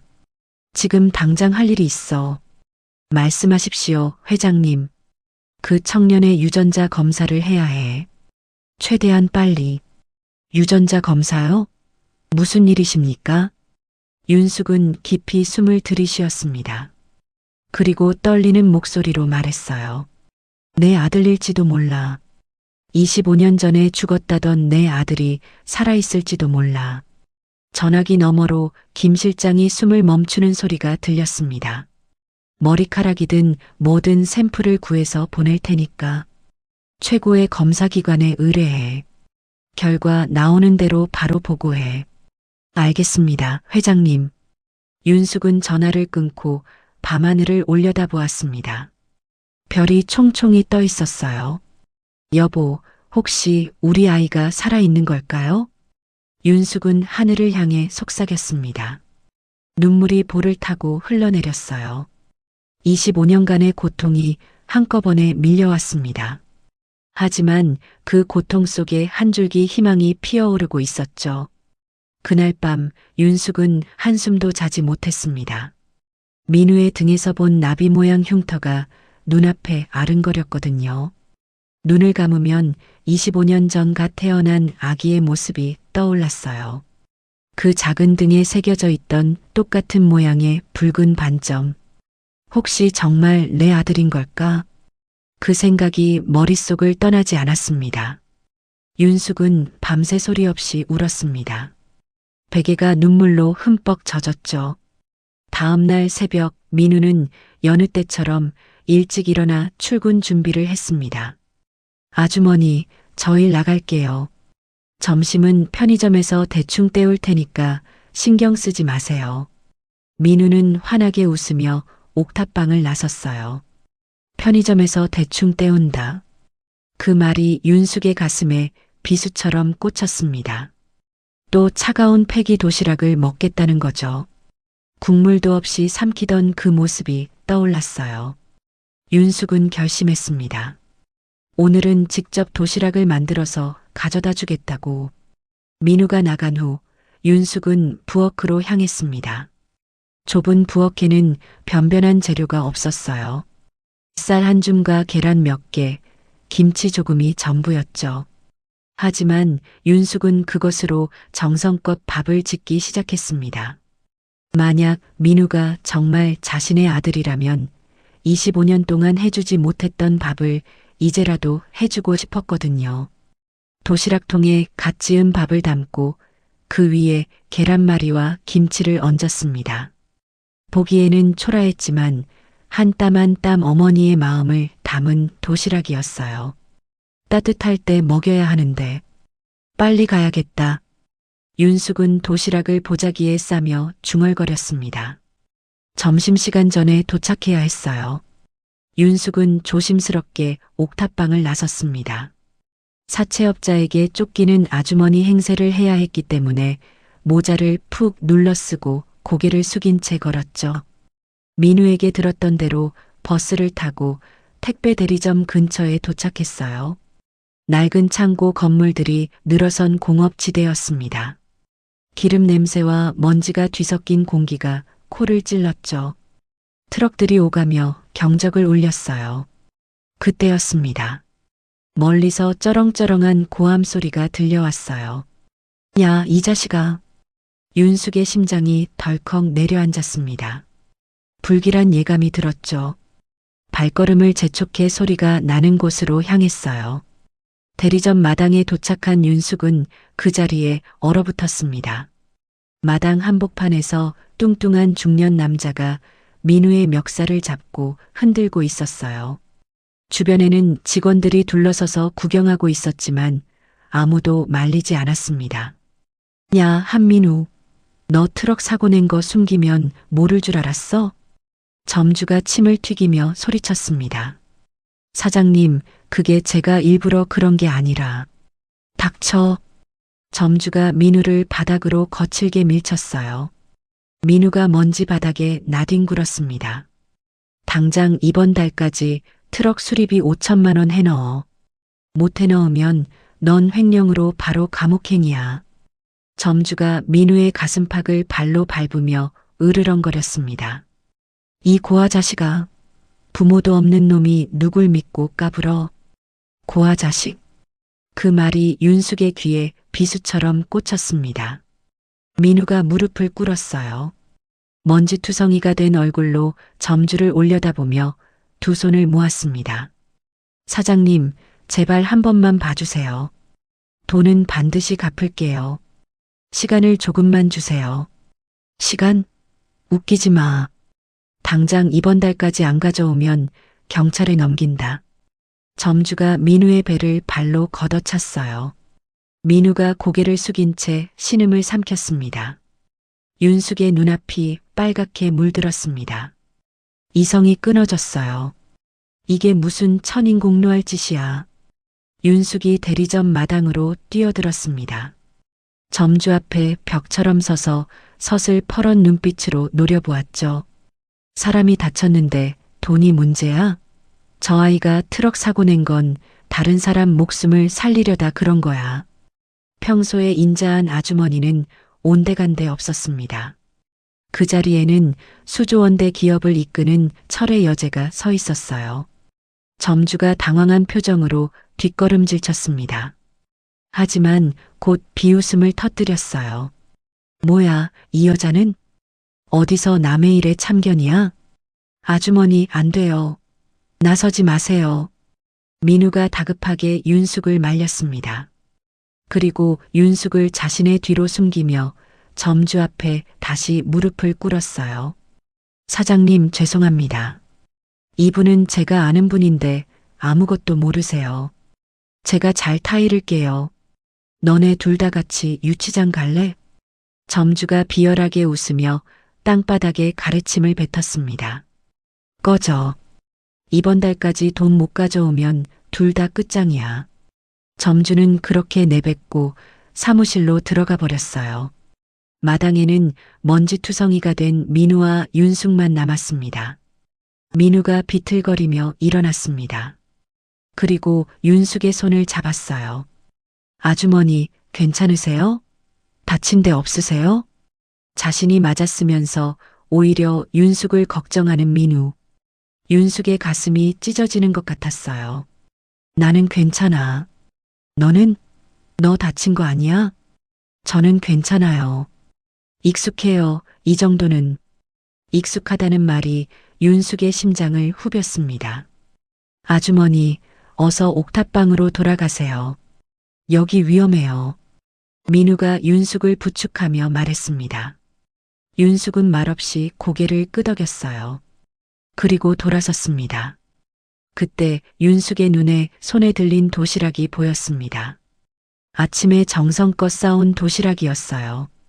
따뜻할 때 먹이려고 서둘러 왔건만 이미 식어버렸죠. 결국 건네주지도 못했습니다. 윤숙은 이를 악물었습니다. 눈에서 불꽃이 튀었어요. 주먹을 꽉 쥐니 손톱이 손바닥을 파고들었습니다. 속으로 맹세했습니다. 내 아들의 무릎을 꿇린 데가 내 놈의 인생 전부를 걸어야 할 것이다. 감히 내 아이를 고아 자식이라고 불렀어? 그 입을 찢어버리겠어. 윤숙은 식어버린 도시락을 가슴에 안은 채 대리점을 떠났습니다. 등 뒤에서 점주의 비웃음 소리가 들려왔지만 돌아보지 않았어요. 지금은 참아야 했습니다. 신분을 들킬 수 없었으니까요. 하지만 반드시 갚아줄 거예요. 피눈물 나게. 저 인간이 평생 후회하며 살도록. 며칠이 지났습니다. 윤숙은 김 실장의 연락을 기다리며 애가 탔어요. 유전자 검사 결과가 나오기만을 손꼽아 기다렸죠. 그날도 민우는 새벽같이 일을 나갔습니다. 점주에게 당한 일 이후에도 민우는 묵묵히 일을 계속했어요. 5천만 원이라는 빚을 갚기 위해서였죠. 민우가 나간 후 윤숙은 창가에 앉아 멍하니 하늘을 바라보았습니다. 그때 품속에 세컨드폰이 진동했어요. 김 실장이었습니다. 윤숙은 떨리는 손으로 전화를 받았어요. 김 실장의 목소리가 떨리고 있었습니다. 회장님, 유전자 검사 결과가 나왔습니다. 친자 일치 99.9%입니다. 도련님이 확실합니다. 윤숙의 손에서 휴대폰이 떨어졌습니다. 99.9%. 내 아들이 맞다. 25년 동안 죽은 줄로만 알았던 내 아이가 살아있었다. 윤숙은 그 자리에 무너져 내렸습니다. 무릎이 바닥에 부딪히며 쿵 소리가 났어요. 하지만 아픔은 느껴지지 않았습니다. 온몸의 감각이 사라진 것 같았죠. 짐승 같은 울음이 터져 나왔습니다. 윤숙은 옥탑방 바닥을 손톱으로 긁으며 25년치의 한 맺힌 눈물을 쏟아냈어요. 손톱이 갈라지고 피가 났지만 멈출 수 없었습니다. 여보, 우리 아들이 살아있었어. 우리 아들이 살아서 내 옆에 있었어. 윤숙은 하늘을 향해 절규했습니다. 25년 동안 가슴에 묻어두었던 슬픔이 한꺼번에 터져 나왔어요. 죽은 줄 알았던 아이. 한 번도 안아보지 못한 아이. 엄마라고 불러본 적 없는 아이. 그 아이가 25년 동안 고아원에서 혼자 자랐습니다. 부모 없이, 의지할 곳 없이, 폐기 도시락을 먹으며 점주에게 멱살 잡히며 미안해, 미안해, 우리 아들. 윤숙은 바닥에 이마를 박으며 흐느꼈습니다. 아들에게 해주지 못한 25년의 세월이 가슴을 찢어 놓았어요. 얼마나 울었을까요? 눈물이 마르고 나서야 윤숙은 가까스로 정신을 추슬렀습니다. 바닥에 떨어진 휴대폰을 집어들었어요. 윤숙의 눈빛이 변했습니다. 눈물로 충혈된 눈에 서슬 퍼런 빛이 감돌았어요. 김 실장에게 25년 전 병원 관계자 전원을 비밀리에 조사하라고 명령했습니다. 의사, 간호사, 행정직원까지 한 명도 빠짐없이 누가 내 아들을 빼돌렸는지 그 배우가 누구인지 반드시 찾아내야 했죠. 윤숙의 목소리는 냉혹했습니다. 철의 여제가 돌아온 것이었죠. 그리고 하나 더. 말씀하십시오. 며칠 전 민우를 괴롭힌 택배 대리점 점주. 그 인간 뒷조사해. 탈세, 임금체불, 뭐든 잡히는 거 다 찾아내. 즉시 착수하겠습니다. 전화를 끄는 윤숙은 창밖을 바라보았습니다. 눈빛이 차갑게 가라앉아 있었어요. 내 아들의 무릎을 꿇린 데가 이제 받아야 할 때가 왔습니다. 며칠 후 김 실장으로부터 보고가 들어왔습니다. 회장님, 점주 비리 증거를 확보했습니다. 수년간의 탈세 내역과 직원들 임금 체불 기록입니다. 노동법 위반도 여러 건 있습니다. 잘했어. 그거 국세청이랑 택배 본사에 제보해. 윤숙의 지시대로 모든 것이 진행되었습니다. 확보된 증거는 국세청과 택배 본사에 익명으로 제보되었어요. 국세청 조사가 들어갔고 택배 본사에서도 점주의 계약 위반 사항을 검토하기 시작했죠. 그리고 김 실장을 통해 또 하나의 작업이 진행되었습니다. 사고 당시 민우의 희생 정신을 강조한 목격자 제보가 택배 본사에 전달된 것이었죠. 목숨을 걸고 다른 사람을 구한 용감한 청년이 오히려 점주에게 폭행과 협박을 당하고 있다는 내용이었습니다. 제보는 본사에 큰 파장을 일으켰어요. 그로부터 며칠 후였습니다. 민우가 일을 마치고 옥탑방으로 돌아왔어요. 그런데 그날따라 민우의 표정이 달랐습니다. 문을 열고 들어오자마자 한박 웃음을 지었어요. 아주머니, 본사에서 전화 왔어요. 저 용감한 시민으로 선정됐대요. 민우의 눈이 반짝반짝 빛났습니다. 세상에서 가장 행복한 표정이었어요. 사고 때 다른 사람 구한 걸 본사에서 알게 됐다며 트럭 수리비 전액 면제에 신차까지 지원받게 됐다고 했습니다. 5천만 원을 안 갚아도 된다며 좁은 옥탑방 안을 뛰어다녔어요. 그리고 점주도 계약 해지됐다고 했습니다. 탈세랑 임금 체불로 조사받는다고요. 민우의 표정에는 통쾌함보다 안도감이 더 컸어요. 드디어 악몽이 끝났다는 안도감. 윤숙은 미소를 지었습니다. 속으로 다짐했어요. 아가, 이제 시작이야. 내 눈물만큼 저놈들에게 피눈물을 흘리게 해주마. 점주는 맛보기일 뿐이야. 그날 밤 김 실장에게서 또 전화가 왔습니다. 회장님, 이제 복귀하셔야 합니다. 장례식 이후 회사가 혼란스럽습니다. 아직이야. 하지만 회장님, 배우를 잡기 전까진 난 죽은 사람이야. 범인이 방심하고 있을 때 꼬리를 잡아야 해. 윤숙의 목소리는 단호했습니다. 하지만 사실 다른 이유도 있었어요. 아들 민우의 곁에 조금이라도 더 있고 싶었거든요. 25년 동안 함께하지 못한 시간을 조금이라도 채우고 싶었습니다. 한밤중 김 실장이 몰래 옥탑방을 찾아왔습니다. 민우가 깊이 잠든 것을 확인한 후 윤숙은 김 실장에게서 서류 봉투를 받았어요. 여기 25년 전 그 병원에 근무했던 모든 사람의 명단입니다. 의사, 간호사, 행정 직원 전원입니다. 윤숙은 서류를 펼쳤습니다. 수십 개의 이름이 빼곡히 적혀 있었어요. 이 중에 범인이 있어. 내 아들을 빼돌린 놈이. 윤숙의 눈빛이 서늘하게 빛났습니다. 하나하나 이름을 훑어보았어요. 복수의 타깃을 정하는 눈빛이었죠. 반드시 찾아내겠습니다, 회장님. 그래. 한 놈도 빠짐없이 파헤쳐. 누가 내 아들을 고아원에 버렸는지, 그리고 그 배우가 누구인지. 김 실장이 고개를 숙이고 물러갔습니다. 윤숙은 잠든 민우를 바라보았어요. 택배 상자를 베고 곤히 자는 아들의 얼굴. 25년 만에 찾은 소중한 내 아이. 아가, 엄마가 반드시 진실을 밝혀줄게. 누가 너를 버렸는지, 누가 우리를 갈라놓았는지. 윤숙은 아들의 이마에 살며시 입을 맞추었습니다. 그리고 서류 봉투를 가슴에 안은 채 창밖의 어둠을 응시했어요. 복수의 칼날이 벼려지고 있었습니다. 며칠 뒤 김 실장에게서 급한 연락이 왔습니다. 회장님, 당시 집도일을 찾았습니다. 해외에서 숨어 살고 있었습니다. 윤숙의 심장이 쿵 하고 내려앉았어요. 25년 전 자신의 출산을 담당했던 의사. 아이가 죽었다고 통보했던 바로 그 사람이었죠.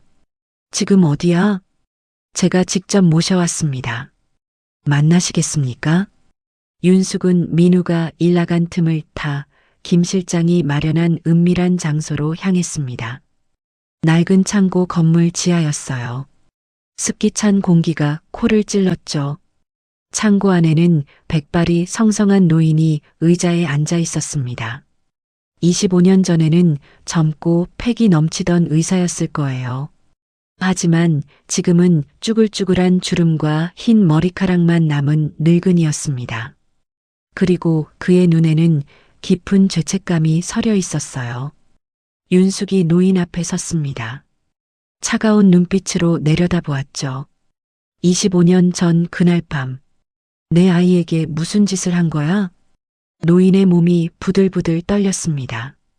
고개를 들어 윤숙을 바라보더니 눈물을 흘리기 시작했어요. 죄송합니다. 정말 죄송합니다. 노인은 바닥에 무릎을 꿇었습니다. 이마를 땅에 박으며 용서를 빌었어요. 부회장님이 시킨 겁니다. 박성철 부회장이요. 윤숙의 눈이 커졌습니다. 박성철, 남편의 오른팔이었던 사람. 남편이 죽은 후 회사를 함께 이끌어온 부회장. 그 이름이 노인의 입에서 나왔어요. 부회장은 아이를 죽이라고 했습니다. 하지만 저는 차마 그럴 수 없었어요. 갓 태어난 아기를 어떻게 죽입니까? 그래서 몰래 고아원 앞에 버렸습니다. 윤숙의 손이 부르르 떨렸습니다. 주먹을 꽉 쥐니 손톱이 손바닥을 파고들었어요. 왜 그런 짓을 시킨 거야? 아들이 태어나면 후계자 문제로 곤란하다고 했습니다. 도박빚을 갚아줄 테니 시키는 대로 하라고 했습니다. 돈을 받고 입을 다물었죠. 그 후로 해외로 도망쳤습니다. 박성철, 그가 내 아이를 죽이려 했다. 윤숙은 김 실장을 돌아보았습니다. 남편의 사고도 다시 조사해. 김 실장이 고개를 끄덕였어요. 며칠 후 또 하나의 충격적인 보고가 들어왔습니다. 25년 전 남편의 교통사고. 당시에는 단순 사고로 처리되었죠. 빗길에 미끄러져 트럭과 충돌했다고. 하지만 김 실장이 당시 기록을 재검토하고 목격자들을 추적한 결과 끔찍한 진실이 드러났습니다. 사고를 낸 트럭 기사는 박성철이 매수한 사람이었어요. 남편의 차를 미리 알고 기다렸다가 고의로 들이받은 것이었죠. 계획된 살인이었습니다. 윤숙은 보고서를 읽으며 온몸이 얼어붙는 것 같았어요. 손에 든 종이가 사시나무처럼 떨렸습니다. 남편은 사고로 죽은 게 아니었어요. 살해당한 거였습니다. 그것도 가장 믿었던 오른팔에게. 이 악마 같은 놈. 윤숙의 입에서 신음 같은 소리가 새어나왔습니다. 더 충격적인 것은 그 이후였어요. 박성철은 남편을 죽인 직후 남편의 이름을 딴 장학재단을 설립했습니다. 이성민 장학재단. 어려운 학생들을 돕겠다는 명목으로 만든 재단이었죠. 자신이 죽인 사람의 이름으로 재단을 만들다니. 그것도 충성심을 증명하고 이미지를 세탁하기 위해서. 윤숙은 구역질이 났습니다. 하지만 진짜 비극은 따로 있었어요. 김 실장이 가져온 서류 더미 속에서 윤숙은 한 장의 문서를 발견했습니다. 이성민 장학재단 장학금 신청서였어요. 신청자 이름은 한민우. 6년 전 날짜가 적혀 있었죠.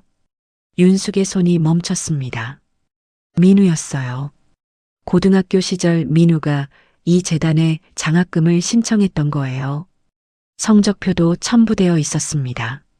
전교 상위권이었죠. 담임 선생님의 추천서도 있었어요. 가정 형편이 어렵지만 성실하고 똑똑한 학생이라고 적혀 있었습니다. 하지만 그 아래에 빨간 도장이 찍혀 있었어요. 불합격. 사유란에는 짧은 메모가 적혀 있었습니다. 박 부회장 지시, 예산 삭감, 지원 축소. 윤숙의 눈앞이 캄캄해졌습니다. 아버지의 이름이 붙은 재단이었어요. 남편이 살아있었다면 누구보다 먼저 도와줬을 학생. 하지만 그 재단을 장악한 박성철이 예산 삭감을 이유로 거절한 거였습니다. 아버지가 남긴 유산이 정작 친아들의 앞길을 막았어요. 그것도 아버지를 죽인 자의 손에 의해서. 윤숙은 가슴을 쥐어뜯었습니다. 숨을 쉴 수가 없었어요. 눈물이 폭포처럼 쏟아졌죠. 짐승 같은 울음이 터져 나왔습니다. 김 실장이 조심스럽게 다른 서류를 내밀었어요. 민우의 대학 입시 기록이었습니다. 민우는 대학에 합격했었어요. 하지만 등록금을 마련하지 못해 입학을 포기했죠. 장학금을 받지 못했으니까요. 꿈을 접고 생계를 위해 택배 상자를 들어야 했습니다. 윤숙은 서리를 바라보며 피눈물을 흘렸어요. 옥탑방 구석에서 본 낡은 책들이 떠올랐습니다. 민우가 틈틈이 독학하던 전공 서적들, 대학에 가지 못해 혼자서 공부했던 흔적들이었죠. 그리고 벽에 붙어 있던 택배기사 자격증, 대학 합격증 대신 받았을 그 자격증, 민우가 그 자격증을 받으며 기뻐했을 그 외로운 날을 생각했습니다. 부모도 없이 장학금도 없이 혼자서 살아남아야 했던 20 초반의 청년. 꿈을 포기하고 새벽부터 밤까지 택배를 날라야 했던 그 고단한 시간들. 윤숙은 바닥에 주저앉아 서리를 가슴에 안았습니다. 내 아들이 이렇게 살아왔구나. 내 자식인 줄도 모르고 아버지를 죽인 자의 발 아래서 짓밟히며 치가 떨렸습니다. 분노가 온몸을 태웠어요. 박성철, 그놈이 내 남편을 죽였습니다. 내 아들을 고아원에 버리게 했습니다. 그리고 남편의 이름을 팔아 재단을 만들고 그 재단으로 내 아들의 앞길까지 막았습니다. 윤숙은 천천히 일어섰습니다. 눈물을 훔치고 눈을 들었어요. 그 눈에는 더 이상 슬픔이 없었습니다. 오직 차갑고 서늘한 복수심만이 타오르고 있었죠. 바로 그때였습니다. 김 실장의 휴대폰이 울렸어요. 급한 전화였습니다. 통화를 마친 김 실장의 얼굴이 사색으로 변했어요. 회장님, 큰일입니다. 박 부회장 쪽에서 회장님의 생존을 눈치챈 것 같습니다. 윤숙의 눈이 가늘어졌습니다. 사고 현장에서 사라진 회장님을 찾고 있다고 합니다. 인근 옥탑방 밀집 지역에서 목격되었다는 보고가 들어갔다고요. 윤숙의 심장이 빠르게 뛰기 시작했어요. 박성철이 자신을 찾고 있었습니다. 그리고 옥탑방 지역을 수색하고 있다는 것은 민우도 위험하다는 뜻이었죠. 지금 박 부회장이 수하들을 풀어서 회장님을 찾고 있습니다. 김 실장, 경호 인원을 옥탑방 주변에 배치해 들키지 않게 숨어서 지켜보도록 해. 알겠습니다, 회장님. 윤숙은 창 밖을 바라봤습니다. 그날 저녁 옥탑방으로 돌아오자 민우가 저녁을 준비하고 있었어요. 윤숙을 보자 환하게 웃었습니다. 아주머니, 어디 다녀오셨어요? 저녁 같이 먹어요. 윤숙은 그 웃음을 바라보며 결심했습니다. 더 이상 숨어 있을 수 없었어요. 박성철이 먼저 찾아오기 전에 반격해야 했습니다. 그날 밤 민우가 잠든 후 윤숙은 김 실장에게 전화를 걸었습니다. 박성철의 회장 취임식이 언제지? 다음 주입니다.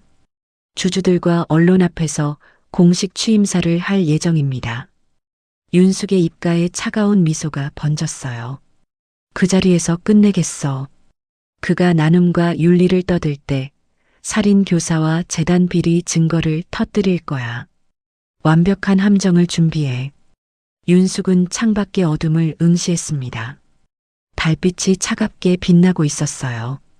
박성철, 내가 뺏은 내 아들의 미래, 내 목숨으로도 다 갚지 못할 거다. 복수의 칼날이 마침내 빛을 발하려 하고 있었습니다. 다음 날 아침, 윤숙은 평소보다 일찍 일어났습니다. 해가 뜨기도 전이었어요. 좁은 부엌에서 조용히 밥을 짓기 시작했죠. 쌀을 씻는 손이 떨렸습니다. 오늘이 마지막 일지도 모른다는 생각 때문이었어요.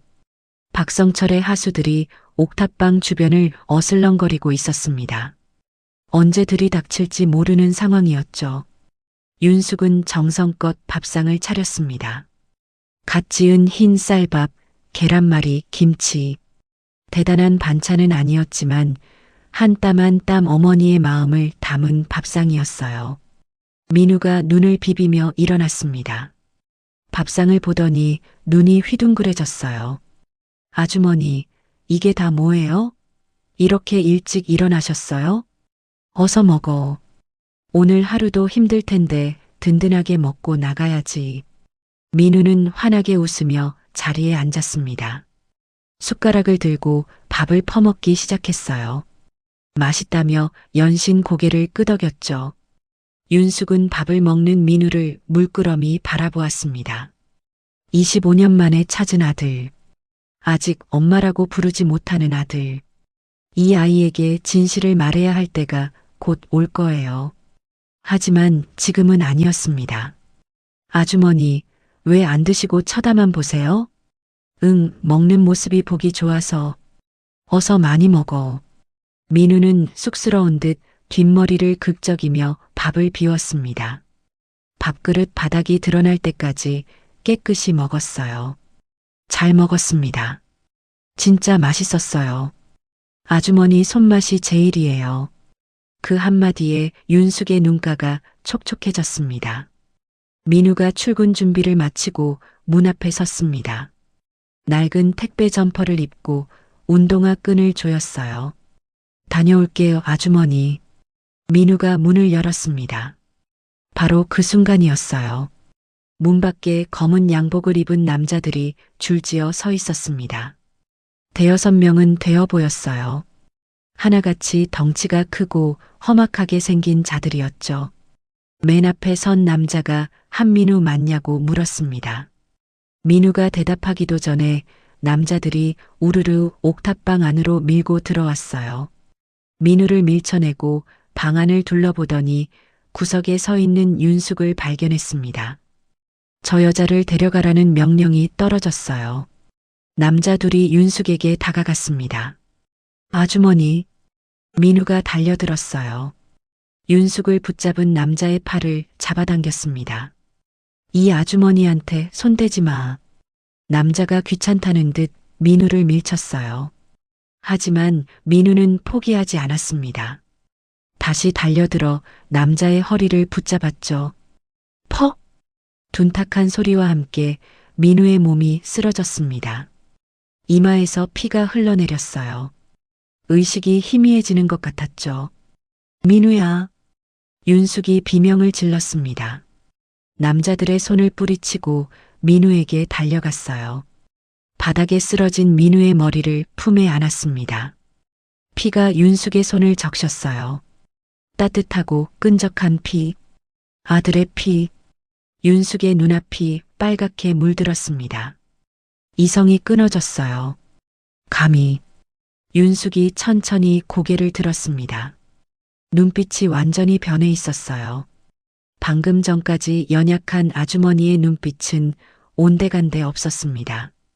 그 자리에는 수조원대 기업을 이끄는 철의 여제가 서 있었죠. 감히 내 놈들이 누구 몸에 손을 대느냐. 윤숙의 목소리가 옥탑방 전체를 울렸습니다. 차갑고 서늘한 목소리였어요. 건달들의 동작이 멈췄습니다. 당장 그 더러운 손 치우지 못해. 윤숙이 천천히 일어섰습니다. 피 묻은 손으로 건달들을 가리켰어요. 눈에서 살기가 뿜어져 나왔습니다. 건달들이 움찔했어요. 분명 힘없는 아주머니였는데 갑자기 분위기가 완전히 달라졌거든요. 범접할 수 없는 위압감이 느껴졌습니다.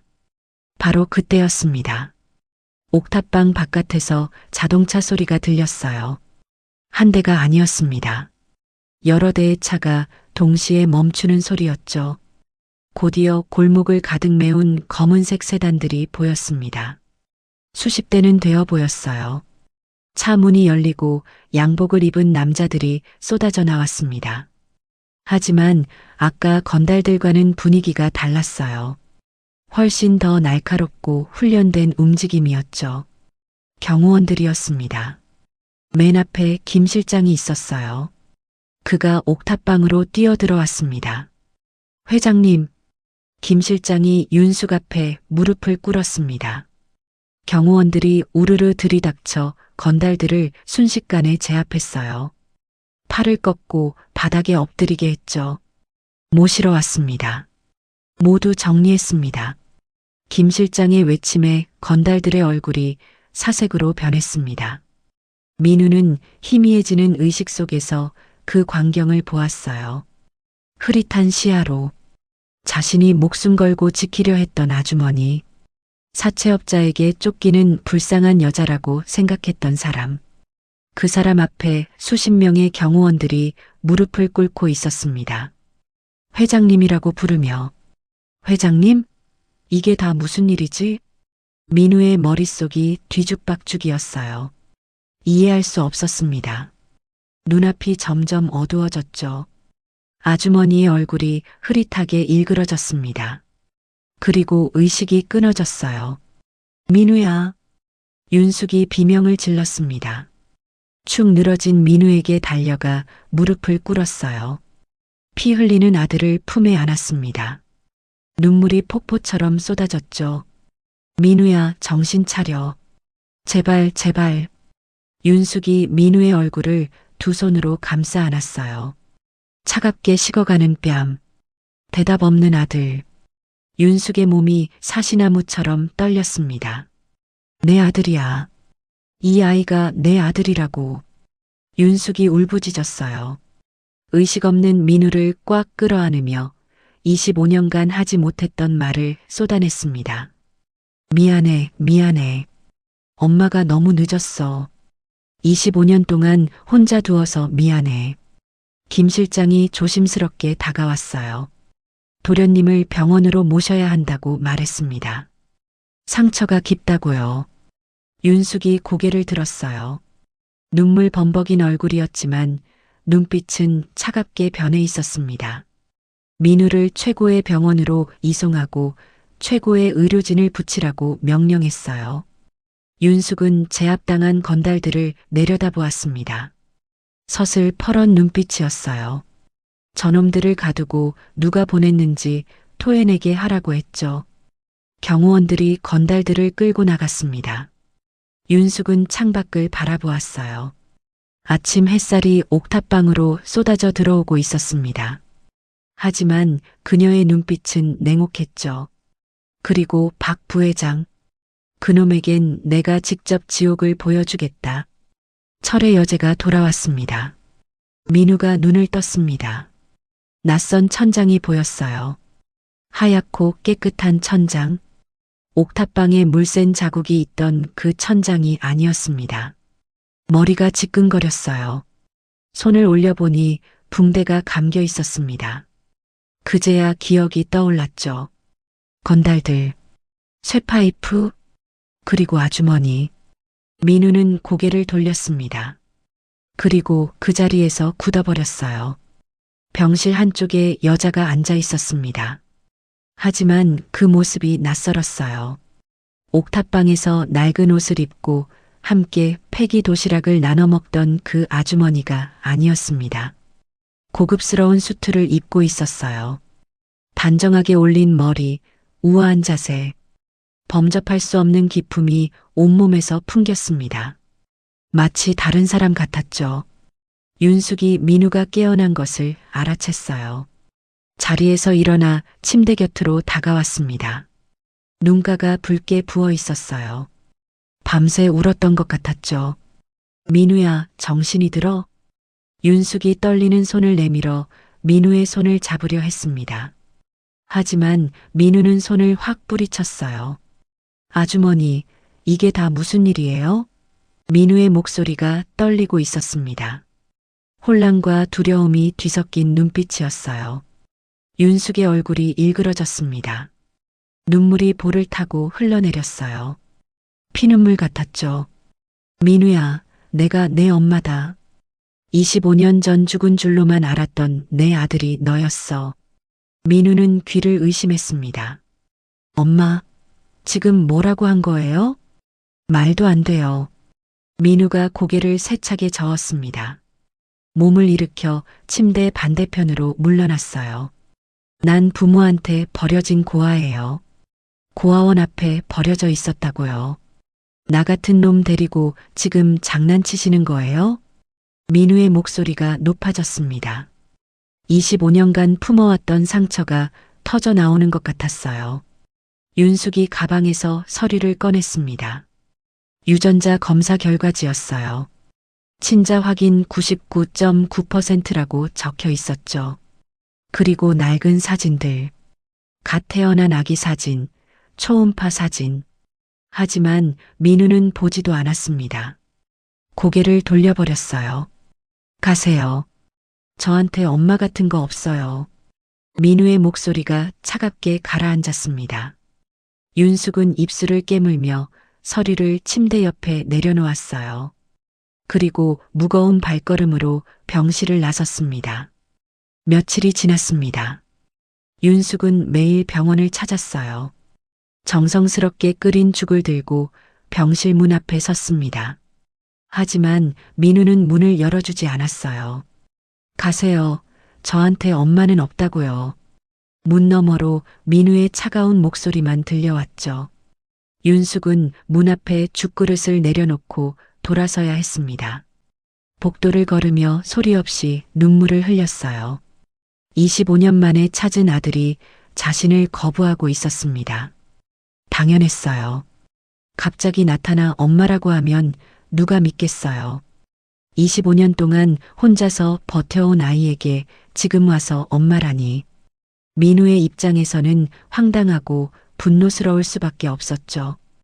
어느 날 윤숙이 또다시 문전박대를 당하고 돌아선 후였습니다. 김 실장이 조용히 병실 문을 두드렸어요. 민우는 아무 대답이 없었지만 김 실장은 문을 열고 들어갔습니다. 민우는 침대에 등을 기대고 창밖을 바라보고 있었어요. 김 실장을 보더니 눈살을 찌푸렸습니다. 김 실장은 말없이 민우의 침대 옆 의자에 앉았어요. 그리고 담담한 목소리로 말하기 시작했습니다. 도련님, 회장님이 25년간 어떻게 사셨는지 아십니까? 민우는 대답하지 않았어요. 하지만 귀는 기울이고 있었습니다. 회장님은 평생을 얼음 같은 방에서 혼자 주무셨습니다. 넓은 저택에 수십 명의 직원이 있었지만 진심으로 마음을 나눌 사람은 한 명도 없었어요. 김 실장의 목소리가 차분하게 이어졌습니다. 매년 남편분 생일이면 새벽부터 일어나 제사상을 차리셨습니다. 그리고 초상화 앞에서 혼자 울었어요. 25년 동안 단 하루도 빠지지 않고요. 민우의 눈이 미세하게 떨렸습니다. 회장님은 항상 말씀하셨습니다. 자신이 죄인이라고, 남편과 아이를 지키지 못한 죄인이라고, 단 한순간도 편히 웃어본 적이 없는 분이셨습니다. 김 실장이 자리에서 일어났어요. 그리고 품에서 오동나무 상자 하나를 꺼내 민우의 침대 옆에 놓았습니다. 이건 회장님이 차마 전하지 못하고 문 앞에 두고 가신 겁니다. 한번 열어보십시오. 김 실장은 그 말만 남기고 병실을 나갔습니다. 민우는 오동나무 상자를 바라보았어요. 한참 동안 움직이지 않았습니다. 창밖으로 해가 지고 어둠이 내려앉았어요. 병실에 고요한 정적만 흘렀죠. 깊은 밤이 되어서야 민우는 상자에 손을 뻗었습니다. 떨리는 손으로 뚜껑을 열었어요. 상자 안에는 작은 아기 신발 한 켤레가 있었습니다. 손바닥보다 작은 신발이었어요. 하얀 레이스가 달린 예쁜 신발. 25년이 지났지만 깨끗하게 보관되어 있었습니다. 그리고 그 옆에 낡은 노트가 있었어요. 표지에 서툰 글씨로 육아일기라고 적혀 있었습니다. 민우는 떨리는 손으로 노트를 펼쳤어요. 첫 장에 초음파 사진이 붙어 있었습니다. 흐릿한 흑백 사진이었어요. 그 옆에 남자의 서툰 글씨가 적혀 있었죠. 여보, 우리 아기 심장 소리 들었어? 콩닥콩닥 뛰더라. 세상에서 가장 행복한 아이로 키워주자. 민우의 눈이 커졌습니다. 심장이 쿵쾅거렸어요. 다음 장을 넘겼습니다. 오늘 아기가 발로 찼대. 여보가 배를 만지며 웃더라. 우리 아들 축구선수 되려나? 또 다음 장. 우리 아들 나중에 커서 뭐가 될까? 박사? 의사? 뭐가 되든 건강하게만 자라다오. 일기장 마디마디에 태어날 아기를 향한 사랑이 가득했어요. 아빠의 글씨, 엄마의 글씨가 번갈아 가며 적혀 있었습니다. 아기 이름을 뭘로 할까 고민하는 내용도 있었고, 아기 방을 어떻게 꾸밀지 설레는 마음도 적혀 있었죠. 민우의 손이 떨렸습니다. 눈앞이 흐려졌어요. 자신은 버려진 존재라고 생각했습니다. 부모에게 필요 없어서 버림받은 아이라고요. 25년 동안 그렇게 믿어왔어요. 하지만 이 일기장에는 전혀 다른 이야기가 적혀 있었습니다. 자신을 세상에서 가장 기다리고 가장 사랑했던 부모의 마음이 고스란히 담겨 있었죠. 민우는 마지막 장을 펼쳤습니다. 내일이면 드디어 우리 아기를 만난다. 얼마나 기다렸는지 몰라. 여보 사랑해. 우리 아기도 사랑해. 거기서 일기는 끊겨 있었어요. 더 이상 아무것도 적혀 있지 않았습니다. 민우는 알았습니다. 그 다음날 무슨 일이 있었는지. 아버지가 사고로 돌아가시고 자신은 죽었다는 거짓 통보와 함께 고아원에 버려졌다는 것을. 일기는 거기서 멈춰버렸어요. 25년 동안 민우는 더 이상 참을 수 없었습니다. 일기장을 가슴에 꼭 안았어요. 작은 아기 신발을 손에 쥐었습니다. 그리고 터뜨렸어요. 25년간 참아왔던 울음을. 엄마. 민우의 입에서 평생 한 번도 불러보지 못했던 그 단어가 터져 나왔습니다. 엄마, 엄마. 오열이 병실을 가득 채웠어요. 민우는 아기 신발을 가슴에 품고 어린아이처럼 울었습니다. 다음 날 새벽이었습니다. 민우는 눈을 떴어요. 밤새 울다 지쳐 잠들었던 거죠. 눈이 퉁퉁 부어 있었습니다. 침대에서 내려와 병실 문을 열었어요. 그리고 그 자리에서 멈췄습니다. 복도 의자에 윤숙이 앉아 있었어요. 고개를 떨구고 잠들어 있었습니다. 수트는 구겨져 있었고 얼굴은 초췌했어요. 밤새 병원 복도에서 뜬 눈으로 지새운 것 같았습니다. 민우의 가슴이 먹먹해졌어요. 비틀거리며 윤숙에게 다가갔습니다. 그리고 무릎을 꿇었어요. 잠든 윤숙의 얼굴을 올려다보았습니다. 엄마. 민우의 목소리에 윤숙이 눈을 떴어요. 눈앞에 민우가 무릎을 꿇고 있었습니다. 눈물이 그렁그렁 맺힌 채로. 엄마, 나 버린 거 아니었죠? 나 기다려준 거 맞죠? 민우의 목소리가 떨렸습니다. 어린아이 같은 목소리였어요. 윤숙의 눈에서 눈물이 쏟아졌습니다. 말없이 민우를 끌어안았어요. 민우도 윤숙을 꽉 안았습니다. 두 사람은 병원 복도에서 한참 동안 울었어요. 25년의 세월을 눈물로 씻어내며. 취임식 당일이었습니다. 화려한 호텔 대연회장에 수백 명의 하객이 모여 있었어요. 주주들, 임원들, 그리고 각 언론사 기자들까지. 오늘은 박성철 부회장이 공식적으로 회장 자리에 오르는 날이었죠. 성철은 무대 뒤에서 거울을 보며 넥타이를 매만졌습니다. 입꼬리가 슬며시 올라갔어요. 25년을 기다렸습니다. 드디어 이 자리가 자신의 것이 되는 날이었죠. 하지만 한 가지 걸리는 것이 있었어요. 윤숙이었습니다. 사고 현장에서 시신이 발견되지 않았다는 보고를 받았거든요. 혹시 살아있을지도 모른다는 불안감이 머릿속을 맴돌았죠. 성철은 측근을 불러 지시했습니다. 사설 경호원들을 연회장 곳곳에 배치하라고요. 만약 윤숙이 나타나면 즉시 제 앞에서 병원으로 보내라고 했어요. 사고 충격으로 정신이 온전치 못하다는 명목으로 사회적으로 매장할 계획이었죠. 회장님은 사고 충격으로 정신이 이상해지셨습니다. 나타나면 즉시 병원으로 압송해. 성철의 지시에 경호원들이 고개를 끄덕였습니다. 오후 2시 취임식이 시작되었어요. 성철은 당당하게 무대 위로 올라갔습니다. 플래시 세례가 쏟아졌어요. 기자들의 카메라가 일제히 그를 향했습니다. 성철은 미소를 지으며 연단 앞에 섰어요. 존경하는 주주 여러분, 그리고 임직원 여러분. 성철이 마이크를 잡고 입을 열었습니다. 오늘 저는 고인이 되신 회장님의 뜻을 이어받아. 바로 그 순간이었습니다. 쾅! 연회장 정문이 거칠게 열렸어요. 모든 시선이 그쪽으로 쏠렸습니다. 문 앞에 한 여자가 서 있었어요. 검은색 수트를 완벽하게 차려입은 모습이었습니다. 어깨를 펴고 턱을 치켜든 자세. 범접할 수 없는 위험이 온몸에서 뿜어져 나왔죠. 윤숙이었습니다. 그녀의 뒤에는 김 실장과 수십 명의 경호원들이 도열해 있었어요. 휠체어도 환자복도 아니었습니다. 완벽한 회장의 모습이었죠. 연회장 전체가 찬물을 끼얹은 듯 조용해졌습니다. 숨소리조차 들리지 않았어요. 성철의 얼굴이 사색으로 변했습니다. 마이크를 쥔 손이 부들부들 떨렸어요. 회장님? 성철이 더듬거리며 말했습니다.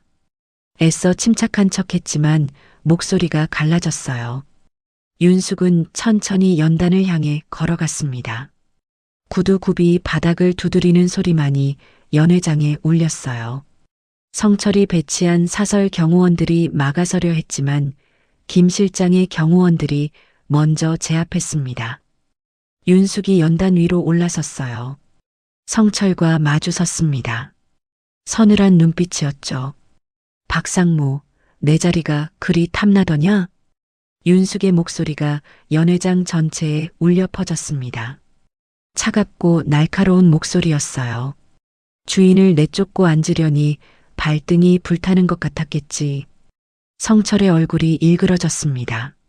하지만 곧 억지 웃음을 지었어요. 회장님, 무슨 말씀이신지. 저는 그저 회장님이 안 계신 동안 회사를 지키려고. 조용히 해. 윤숙이 차갑게 끊었습니다. 그리고 손을 들어 신호를 보냈어요. 연회장 대형 스크린에 영상이 떠올랐습니다. 25년 전 병원에서 촬영된 CCTV 영상이었어요. 간호사가 갓 태어난 아기를 안고 몰래 병원을 빠져나가는 모습이 선명하게 찍혀 있었습니다. 이어서 당시 집도이의 자백 영상이 나왔어요. 떨리는 목소리로 모든 것을 고백하는 노인의 얼굴이 스크린 가득 펼쳐졌습니다. 박성철 부회장이 아이를 죽이라고 지시했습니다. 하지만 저는 차마 그럴 수 없어서 고아원 앞에 버렸습니다. 연회장이 술렁거렸어요. 주주들과 기자들이 웅성거리기 시작했습니다. 스크린에 또 다른 자료가 떠올랐어요. 25년 전 남편의 교통사고 기록이었습니다. 그리고 당시 트럭 기사가 성철에게 돈을 받은 통장 내역. 고의로 남편의 차를 들이받았다는 증거였죠. 이어서 이성민 장학재단의 비자금 세탁 내역, 횡령 증거들이 줄줄이 공개되었습니다. 숫자와 장부가 스크린을 가득 채웠어요. 성철의 얼굴이 새하얗게 질렸습니다. 이건 다 조작이야. 전부 거짓말이라고. 성철이 소리쳤어요. 하지만 목소리가 갈라지고 떨렸습니다. 이 여자가 미쳤어. 사고 충격으로 정신이 나간 거야. 성철이 발악했습니다. 하지만 아무도 그의 말을 믿지 않았어요. 스크린에 떠오르는 증거들이 너무나 명확했거든요. 바로 그때였습니다. 연회장 뒤쪽 문이 열리고 경찰들이 들이닥쳤어요. 수십 명의 경찰이 연회장 안으로 밀려들었습니다. 박성철 씨 살인교사 및 횡령 혐의로 체포합니다. 경찰이 체포영장을 내밀었어요. 성철의 얼굴이 일그러졌습니다. 이럴 수 없어. 나는 회장이야. 감히 나를 체포해. 성철이 버둥거렸습니다. 하지만 경찰들이 그의 팔을 비틀어 뒤로 꺾었어요. 찰칵. 수갑이 채워지는 소리가 연회장에 울렸습니다. 이건 음모야. 다 음모라고. 성철이 끌려가면서 악을 썼어요. 하지만 플랫이 세례만 쏟아질 뿐 아무도 그를 도와주지 않았습니다. 방금 전까지 그에게 아부하던 사람들은 고개를 돌렸어요. 연회장 문이 닫히고 성철의 외침이 멀어져 갔습니다. 정적이 흘렀어요. 윤숙이 연단 위에 홀로 섰습니다. 수백 명의 시선이 그녀를 향했어요. 그때 연회장 뒤쪽에서 누군가 걸어 나왔습니다. 민우였어요. 깔끔한 수트를 차려입고 어머니 곁으로 다가왔죠. 이마에 붕대 자국이 아직 남아 있었지만 눈빛은 단단했습니다. 윤숙이 민우의 손을 잡았어요. 두 사람이 나란히 연단 위에 섰습니다. 연회장에 모인 모든 사람이 고개를 숙였어요. 주주들, 임원들, 기자들까지. 철의 여제와 그녀의 아들 앞에 무릎을 꿇었습니다. 25년간의 복수가 끝났습니다. 민우가 처음으로 어머니의 저택에 발을 들였습니다. 대문을 지나자 넓은 정원이 펼쳐졌어요. 잘 가꿔진 잔디밭과 분수대, 그리고 저 멀리 보이는 거대한 저택. 민우는 입이 벌어졌습니다. 옥탑방에서 함께 패기 도시락을 나눠 먹던 그 아주머니가 이런 곳에 살았다니. 현관문이 열리자 화려한 샹들리에가 눈에 들어왔어요. 대리석 바닥, 높은 천장, 값비싼 그림들. 민우는 어색하게 주위를 둘러보았습니다. 그때 어디선가 구수한 냄새가 흘러왔어요. 민우의 코끝을 간지리는 익숙한 냄새였죠. 고등어 조림이었습니다. 민우의 눈가가 촉촉해졌어요. 옥탑방에서 처음 만났던 그날 밤이 떠올랐거든요. 편의점 고등어 조림을 양은상에 올려놓고 함께 먹었던 그 순간, 민우는 냄새를 따라 부엌으로 향했습니다. 그리고 그 자리에서 멈춰 섰어요. 윤숙이 앞치마를 두르고 도마 앞에 서 있었습니다. 가사 도우미들은 보이지 않았어요. 어머니 혼자서 칼을 들고 물을 썰고 있었죠. 서툰 손놀림이었지만 정성이 가득 담긴 모습이었습니다. 윤숙이 민우를 발견하고 환하게 웃었어요. 왔어? 조금만 기다려. 엄마가 밥 차려줄게. 엄마. 그 단어가 민우의 가슴에 따스하게 스며들었습니다. 옥탑방에서는 민우가 어머니를 위해 밥을 차렸죠. 하지만 이제는 어머니가 아들을 위해 밥을 짓고 있었어요. 25년 동안 해주지 못했던 밥상을 차리고 있었습니다. 민우는 말없이 어머니 옆에 섰어요. 그리고 함께 요리를 시작했습니다. 어머니가 고등어를 굽는 동안 민우가 밥을 푸고 어머니가 국을 끓이는 동안 민우가 상을 차렸어요. 두 사람은 마주 앉아 밥을 먹었습니다. 화려한 식당이 아닌 부엌 한켠의 작은 식탁에서요. 마치 옥탑방에서처럼. 1년이 흘렀습니다. 어느 날 아침 민우는 저택 마당에 서 있었어요. 그의 앞에 검은색 자동차 한 대가 서 있었습니다. 에쿠스였어요.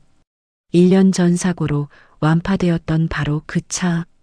아버지가 생전에 가장 아끼던 차. 불타서 잿더미가 되었던 그 차가 완벽하게 복원되어 있었습니다. 윤숙이 민우 옆에 섰어요. 내 아버지 차야. 1년 동안 최고의 기술자들이 복원했어. 부품 하나하나 원래 그대로. 민우는 말없이 차에 다가갔습니다. 손을 뻗어 차체를 쓰다듬었어요. 차가운 금속의 감촉이 손끝에 전해졌습니다. 하지만 그 안에 아버지의 온기가 남아있는 것 같았죠. 민우가 운전석 문을 열었어요. 그리고 천천히 자리에 앉았습니다. 낡은 가죽 시트의 감촉이 느껴졌어요. 25년 전 아버지가 앉았던 바로 그 자리.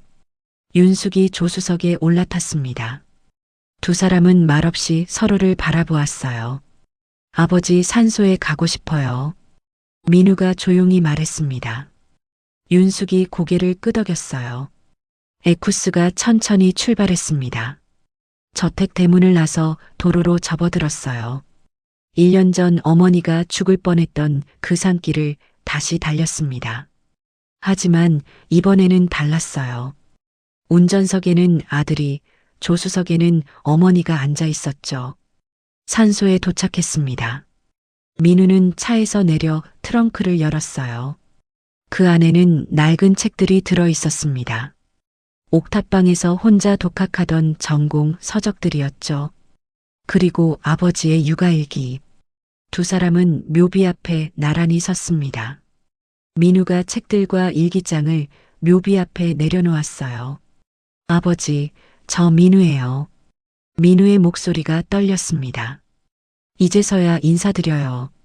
늦어서 죄송해요. 민우는 묘비를 바라보며 말을 이었어요. 그동안 어떻게 살아왔는지, 어떻게 어머니를 만났는지, 그리고 앞으로 어떻게 살아갈 것인지.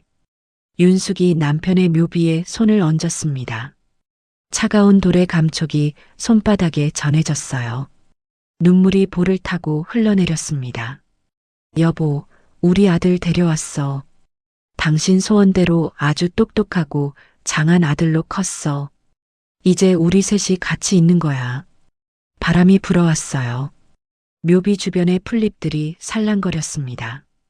마치 남편이 대답하는 것 같았죠. 저택으로 돌아온 후 민우가 윤숙에게 봉투 하나를 내밀었습니다. 대학 입학 통지서였어요. 엄마, 저 대학 붙었어요. 경영학과요. 윤숙의 눈이 커졌습니다. 민우가 환하게 웃으며 말했어요.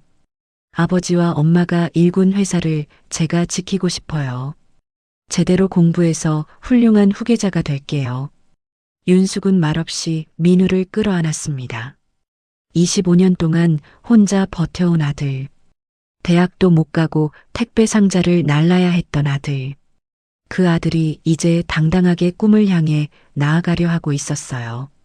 그 후로 민우의 일상이 달라졌습니다. 낮에는 대학 캠퍼스에서 열정적으로 공부했어요.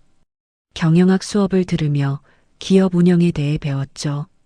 밤에는 어머니 곁에서 회사 이야기를 나눴습니다. 윤숙은 민우에게 하나하나 가르쳐 주었어요. 민우는 빠르게 성장했습니다. 택배 상자를 나르며 익힌 성실함과 끈기가 밑바탕이 되었죠. 어머니의 가르침 위에 자신만의 색깔을 더해갔어요. 어느 날 오후였습니다. 에쿠스가 석양을 등지고 달리고 있었어요. 운전석에는 민우가, 조수석에는 윤숙이 앉아 있었습니다. 창문을 열자 시원한 바람이 차 안으로 밀려들었어요. 민우가 창밖으로 손을 뻗었습니다. 바람이 손가락 사이로 스쳐 지나갔어요. 얼굴에 미소가 번졌습니다. 엄마, 오늘 수업 진짜 재밌었어요. 민우가 신나게 말했어요. 저녁은 제가 해드릴게요. 고등어 조림. 엄마 손맛 그대로요. 윤숙이 웃음을 터뜨렸습니다. 환하고 따스한 웃음이었어요. 25년 만에 되찾은 웃음이었죠. 그래, 기대할게. 에쿠스가 노을 속으로 달려갔습니다. 두 사람의 웃음소리가 바람을 타고 퍼져나갔어요. 25년간 떨어져 있던 모자가 마침내 하나가 되었습니다. 아버지가 남긴 차 안에서 아버지의 사랑을 느끼며 함께 미래를 향해 달려가고 있었어요. 25년이라는 긴 세월 동안 서로를 찾아 헤맸던 모자가 마침내 하나가 되었습니다. 어쩌면 그날의 기적은 우연이 아니었을지도 몰라요. 브레이크가 고장난 차, 낭떠러지 끝에서 멈춘 에쿠스, 그리고 이유도 모른 채 목숨을 걸고 달려든 민우. 그 모든 순간에 하늘에서 지켜보던 남편의 손길이 닿아 있었던 건 아닐까요? 아내를 살리기 위해, 그리고 25년간 떨어져 있던 모자를 다시 이어주기 위해 남편은 에쿠스가 되어 마지막까지 가족을 지켰는지도 모릅니다. 운명은 때로 잔인하지만 진심은 결국 통하게 되어 있어요. 천륜의 끈은 어떤 음모로도 끊을 수 없었죠. 폐기 도시락을 나눠 먹던 좁은 옥탑방에서 시작된 인연이 결국 25년의 한을 풀어냈습니다. 세상에서 가장 강한 힘은 권력도 돈도 아니에요. 바로 가족을 향한 사랑입니다. 그 사랑 앞에서는 어떤 악도 무너질 수밖에 없죠. 오늘 이야기가 마음에 드셨다면 좋아요와 구독 부탁드려요. 그리고 무료 하이프를 눌러주세요. 여러분의 응원이 더 좋은 이야기를 만드는 힘이 됩니다. 감사합니다.